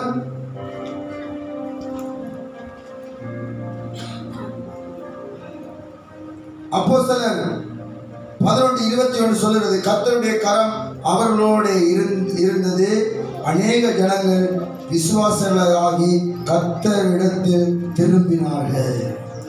கர்த்தருடைய கரம் உங்களோடு இருந்தா ஜனங்கள் எல்லாம் விசுவாசிகளாகி கர்த்தரிடம் திரும்புவார்கள். இப்ப கர்த்தருடைய கரம் உங்கள்கிட்ட வந்திருக்குது. நீங்க இதுவரை பார்த்திராத அளவு திரளான ஜனங்கள் விசுவாசித்து சபைக்குள்ள வர போறாங்க. சொல்லுங்க ஆமென். அடுத்தது, கர்த்தருடைய கரம் உங்களோட இருந்தா உங்களுடைய வேகம் அதிகமாகும். சொல்லுங்க, வேகம் அதிகமாகும். எல்லாரும் சொல்லுங்க, வேகம் அதிகமாகும். ஸ்பீட் உண்டாகும். ஒரு சூப்பர் நேச்சுரல் ஸ்பீட் உண்டாகும். ஒரு இயற்கைக்கு அப்பாற்பட்ட ஒரு வேகம் உண்டாகும். சொல்லுங்க ஆமென். இப்ப நல்லா பாருங்க, எலியா கார்மெல் பர்வதத்துல ப்ரே பண்ணி கொண்டிருப்பார். எதுக்காக? மழைக்காக ப்ரே பண்ணி அவர் இந்த கையில மகத்தை பார்த்த உடனே ராஜாக்கு சொல்லி அனுப்புவார், ரதத்தை பூட்டி ஓடும், மழை தடுக்காதபடிக்கு என்ன சொல்லுவார்.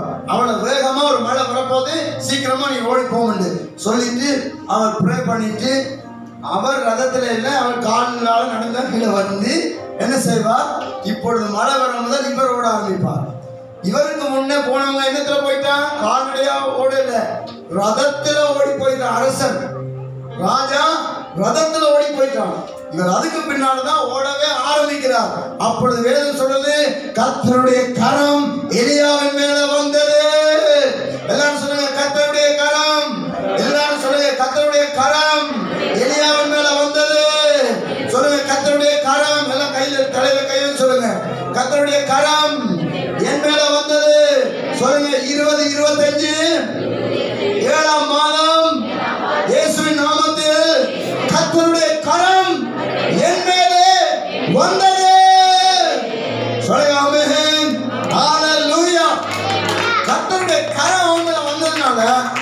எலியா ஆகாப்பை முந்தி கொண்டோடினான். சொல்லுங்க ஆமென். பிந்தி ஸ்டார்ட் பண்ணினா, முந்தி ரதத்துல போனா, இவன் காலால தான் ஓடினா, ஆனா ஆகாப்ப முந்தி ஓடினான். புரியுதா உங்களுக்கு? சொல்லுங்க ஆமென். அப்படி ஒரு ஸ்பீட் இந்த சபையில உண்டாகுது. அப்படின்னா இன்னும் உங்களுக்கு புரியுற மாதிரி நான் சொன்னா, 100 வருஷத்துல செய்யறத ஒரு வருஷத்துல சாதிப்பீங்க.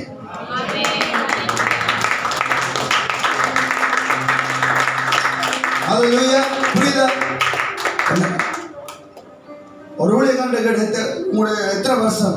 25, 30 வருஷம், 40 வருஷம், 50 வருஷம். எத்தனை பேர்? 500 பேர், 1000 பேர். 50 வருஷம் 1000 பேர், 50 வருஷம். ஆனா 50 வருஷத்துல 1000, ஆனா ஒரே வருஷத்துல 1000 கர்த்தர் ஸ்பீடா இருக்கிறார். நீ விசுவாசிக்கிற மாதிரி வசனத்துல சொல்லட்டா, ஆதி சபை முதல் ஒரு சபை ஸ்டார்ட் ஆகுது. அப்பதான் ஒரே முதல் பிரசங்கம் பண்ண வந்து நிற்கிறார். அவருடைய பேர் வந்து பீட்டர். அவர் வந்து முதலாவது பிரசங்கம், ஒரு சின்ன பிரசங்கம், முதலாவது ஒரு பிரசங்கம் பண்றார். 12 முதல் பிரசங்கத்திலேயே 3000 பேர் ரட்சிக்கப்பட்டார்கள். சொல்லுங்க ஆமென். ஒரே நாள் பிரசங்கம், முதல் நாள் பிரசங்கம், ஒரே நாளில் 3000 பேர் சபைக்குள்ள வந்தார்கள். இப்ப இது சூப்பர் நேச்சுரல் ஸ்பீட். சொல்லுங்க ஆமென். அடுத்த பிரசங்கம் 5000. இப்படி வாயை திறந்தாலே 1000 தான். நம்புறீங்களா? அப்படிப்பட்ட நாட்கள் வருது. சொல்லுங்க ஆமென். அப்படிப்பட்ட ரட்சிப்புகள் நடக்க போகுது. சொல்லுங்க ஆமென். சொல்லுங்க ஹல்லேலூயா. கர்த்தருடைய கரம் ஒரு மனிதன் மேலே வந்தால், ஒரு சபையின் மேலே வந்தால், ஒரு அசைவு தேசத்தில் உண்டாகும். 1000 சபைக்குள்ளே வருவார்கள். உங்க மேல அந்த கரம் வருகிறது. சொல்லுங்க ஆமென். நம்முடைய சபையில வித்தியாசமான பிரச்சனை இருக்கு. இந்த மெசேஜ் இந்த முறை ஆண்டவர் இந்த 7ஆம் மாதத்துல பேசுறதுக்கு எனக்கு கொடுத்தார். பல இடத்துல பேசுறேன், ஆனா எல்லா இடத்துலயும் இல்லாத ஒரு அசைவு இருக்குது. பாசனம் கேட்டு அவருக்கு தெரியும். சொல்லுங்க ஆமென். ஹல்லேலூயா. அதனால கர்த்தர் ஒரு பெரிய திட்டத்தை லைஃப்ல வச்சிருக்கார். அப்போ ஒரு ஸ்பீட் உண்டாக போகுது. அப்ப நல்லா கவனிங்க. அந்த ஸ்பீட் உண்டானதுனால தான் பின்னுக்கு இருந்த அந்த ஜாபேஸ் தன் சகோதரர் எல்லாரும் மேல வந்துட்டான். இப்ப அந்த ஊருக்கு வந்தால ஒரு துக்கத்தின் மகன் என்ன, அப்புறம் அவன் அடையாளத்தை இழந்து போயிருந்தான். அவன் அடையாளமே துக்கமா இருந்துச்சு. இப்ப மரியாதைக்குரியவன். ஹல்லேலூயா. கணத்துக்குரிய ரெவரண்ட். எப்படி இருக்கு? ரெவரண்ட் ஜாபேஸ் வீடு எங்க இருக்குது? முந்தி வந்து அப்படி கேட்பாங்க. சொல்லுங்க, துக்கத்தின் மகன் எங்க இருக்கிறான்? அவனை மட்டும் எங்களுக்கு முன்னால வர விட்டுறாதீங்க, நாங்க வந்து போக மட்டும் ஆளை கட்டி அந்த மாதிரி சொல்லியிருப்பாங்க.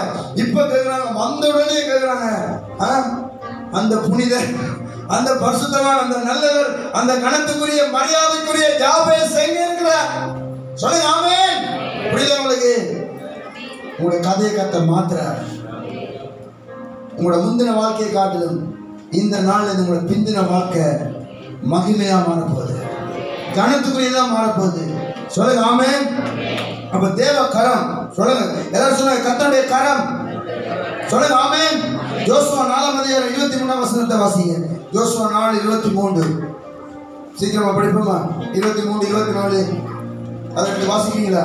பூமியின் சகல ஜனங்களும் கர்த்தருடைய கரம் பலத்தது என்று அறியும்படிக்கு. நல்லா கவனிங்க. பூமியில இருக்கிற எல்லா ஜனங்களும் எதை அறியணுமா? கடவுளுடைய கரம். இந்த யெகோவா தேவனின் கரம், இயேசுவின் கரம் எப்படிப்பட்டது? பலத்தது என்று அறியும்படிக்கு நீங்கள் சகல நாளும் உங்கள் தேவனாகிய கர்த்தருக்கு பயப்படும்படிக்கும், உங்கள் தேவனாகிய கர்த்தர் சிவந்த சமுத்திரத்தின் தண்ணீரை நாங்கள் கடந்து தீரும் மட்டும் எங்களுக்கு முன்பாக வற்றி போக பண்ணினது போல. நல்லா கவனிங்க. அவர் சொல்றார், கடந்த காலத்துல நாங்க சிவந்த சமுத்திரத்தை கடந்து வந்தோம். அப்ப எங்களுக்கு முன்னால சிவந்த சமுத்திரம் இருந்துச்சு. அந்த தண்ணி எங்களுக்கு முன்னால வற்றி போக பண்ணினார். நாங்க உலர்ந்த தரையில நடக்கிற மாதிரி நடந்து வந்தோம். சொல்லுங்க ஆமென். இந்த அற்புதம் எப்ப நடந்தது? 40 வருஷங்களுக்கு முன்பதாக கடந்த காலத்துல நடந்தது. கடந்த காலத்தில் அற்புதம் செய்த தேவன், எங்களுடைய மூத்த தலைவர் மோசேயின் காலத்தில் அற்புதம் செய்த தேவன், இப்பொழுது எங்களுக்கு முன்பதாக ஒரு ஜோர்தான் இருந்தது.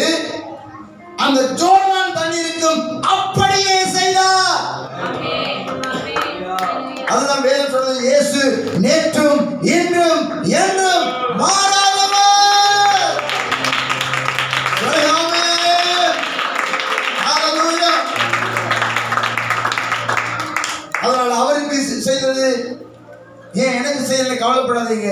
மோசேக்கு செய்ததை யோசுவாக்கு செய்வான். கடந்த காலத்தில் செய்ததை நிகழ்காலத்தில் செய்வான், எதிர்காலத்தில் செய்வான். மோசே போகலாம், எலியா போகலாம், எலிசா போகலாம், ஆனால் அவர்களோடு இருந்த தேவன் நம்மோடு கூட இருக்கிறார். சொல்லுங்க ஆமென். தேவன் மாறவில்லை, வேதம் மாறவில்லை. அதே வேதம், அதே வார்த்தை, அதே தேவன், அதே ஆவியானவர் நம்மோடு கூட இருக்கிறார். ஹல்லேலூயா. ஆமென். எனக்கு அருமையானவர்களே, என்னை கொண்டும் உங்களை கொண்டும் நாங்கள் நினைப்பதை காட்டிலும் பெரிய காரியத்தை கர்த்தர் செய்வார். விசுவாசிக்கிறீங்களா? சரி, வாசித்து முடியுங்க. உங்கள் தேவனாகிய கர்த்தர் யோர்தானின் தண்ணீருக்கும் செய்து அதை உங்களுக்கு முன்பாக நீங்கள் கடந்து தீரும் அளவு வற்றி போக பண்ணினார் என்று அறிவிக்க கடவீர்கள் என்றார். சொல்லுங்க ஆமென். சொல்லுங்க ஹல்லேலூயா.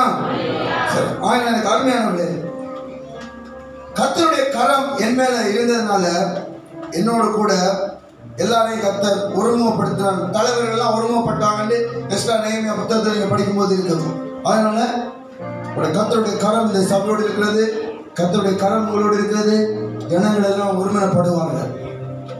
கரம் வந்து விட்டது, ஏற்கனவே இருக்குது, இனி பலம் அது அசைவாட போகுது. சொல்லுங்க, அசைவாட போகுது. அது பலத்த காரியத்தை செய்ய போகுது. கர்த்தருடைய கரம் பலத்ததன் இந்த சபை அடைய போகுது. எத்தனை புரியுது? கர்த்தருடைய கரம் பலத்தது என்பதை நீங்கள் அறியும்படி கர்த்தர் பெரிய காரியத்தை செய்ய போறார். அப்ப கர்த்தருடைய கரம் என்ன செய்தது? அவர்களுக்கு முன்பதாக இருந்த தடைகளை எல்லாம் அகற்றி விட்டது.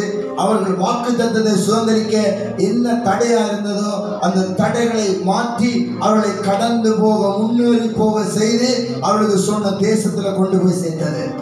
அதனால அந்த கரம் இந்த நாளில் இருந்து இதுவரை இல்லாத அளவு செயல்பட போகுது. உங்களுடைய இலக்கை, உங்களுடைய தரிசனத்தை நீங்கள் சென்றடையும் மட்டும் இந்த கரம் பலமாக கிரியை செய்ய போகிறது. எதை நம்புறீங்க? சொல்லுங்க ஆமென்.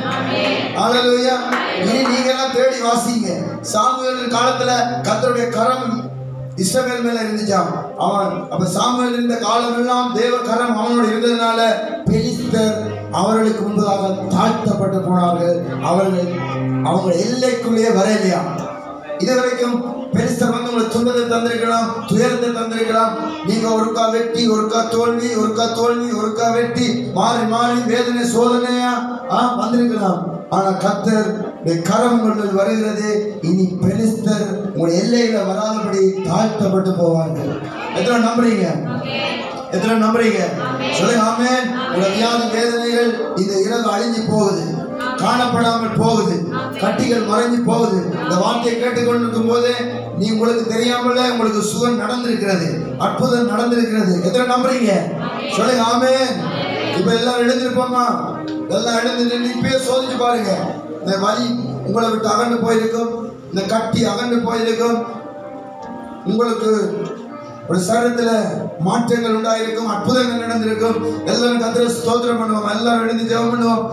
ஆண்டவரே ஸ்தோத்திரம். அதனால நீங்கள் உங்களுடைய கதையை கர்த்தர் மாற்ற விரும்புகிறார். அவனுடைய லைஃபை மாற்ற விரும்பினார். அதனால அவனை ஜெபிக்க தூண்டினார், தேவனை நோக்கி பார்க்க வைத்தார். தேவன் அவனை ஆசீர்வதிக்க விரும்பினதுனால அவனுக்குள்ள ஒரு ஜெப ஆவியை கட்டளையிட்டார். அவன் தேவனை நோக்கி ஜெபித்தான். அவனுடைய சரித்திரமே மாற்றப்பட்டது. இந்த சபையின் சரித்திரத்தை, உங்களோட வாழ்க்கையின் சரித்திரத்தை மாற்றுவதற்கு இந்த இரவு கர்த்தர் உங்களை ஜெபிக்க தூண்டுகிறார். ஜெபத்தின் ஆவியை கர்த்தர் கட்டளையிடுகிறார். உங்களோட பிசினஸ் ஆஸ்வதிக்க, பொருளாதாரத்தை ஆஸ்வதிக்க கர்த்தர் சொல்றார். உங்களை கொடுக்க தூண்டுகிறார். உங்களை என்னத்துக்கு ஆவியான தூண்டுறாரோ அதை அப்படியே செய்யுங்க, கீழ்ப்படியுங்க. இதுவரை இல்லாத பெரிய ஒரு அற்புதத்தை நீங்க பார்ப்பீங்க. இதுவரை இல்லாத ஒரு பெரிய ஆசீர்வாதத்தை பார்ப்பீங்க. எல்லாரும் கரங்களை உயர்த்தி ஜெபிப்போமா? ஓ ராமா ஷகரதா ரபா லகரதா ரபா. தேவனுடைய வார்த்தைக்காக நன்றி செலுத்தி எந்த விஷயத்துக்காக அவங்களை கீழ்ப்படிய சொல்லுறாரோ அந்த விஷயத்தை கீழ்ப்படிய உங்களை அர்ப்பணித்தவர்களாக எல்லாரும் கரம் உயர்த்தி ஜெபிப்போம். வாயத்திலிருந்து அந்நிய பாசலை ஜெபிப்போம். உங்களுக்கு தெரிஞ்ச பாசலை ஜெபிப்போம். தேவ மகிமை உங்களை நிரப்ப போகிறது. தேவனுடைய விண்ணப்பத்தின் ஆவி உங்களை நிரப்ப போகிறது. உடைக்கப்பட்ட குடும்பங்களை தேவன் கட்டுவார். உடைக்கப்பட்ட வாழ்க்கையை, உடைக்கப்பட்ட வீட்டை கர்த்தர் கட்டுவார். பாழாய் போனதை பைநிலமாய் கர்த்தர் மாற்றுவார். எல்லாரும் ஜெபம் பண்ணுங்க. எல்லாம் சத்தத்தை உயர்த்தி ஓ கட்டுகிற தேவன் இடத்தில் அசைவாடுகிறார். அவருடைய கரம் உங்கள் மேல வருகிறது, அவருடைய பிரசன்னம் உங்கள் மேல வருகிறது, அவருடைய அபிஷேகம் உங்கள் மேல வருகிறது.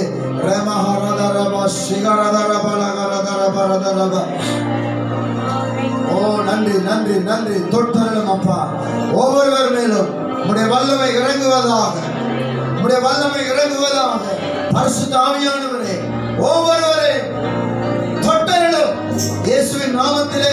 இதுவரை இல்லாத ஒரு விண்ணப்பத்தின் ஆவியை இந்த சபைகளை ஊற்றுவீராக, ஜெபத்தின் ஆவியை ஊற்றுவீராக. ஒவ்வொருவரையும் ஆசீர்வதியும் இயேசுவின் நாமத்திலே. ஒரு பெருக்கம் உண்டாவதாக, ஒரு விஸ்தாரம் உண்டாவதாக, ஒரு விஸ்தாரம் உண்டாவதாக, ஒரு சூப்பர் நேச்சுரல் ஸ்பீட் உண்டாவதாக. ஒரு இயற்கைக்கு அப்பாற்பட்ட ஒரு வேகம், வேகமாய் சபை வளரட்டும், வேகமாய் ஆசீர்வாதங்கள் வரட்டும், வேகமாய் நன்மைகள் வரட்டும். இதுவரை எதெல்லாம் தாமதித்ததோ, எதெல்லாம் பின்தங்கியிருந்ததோ, இயேசுவின் நாமத்தில் இன்று இரவு அது முன்னோக்கி செலுத்தகதாக, வேகமாய் கடந்து செலுத்தகதாக ஒவ்வொருவரையும் தொட்டர்கள் ஆசீர்வதியும்.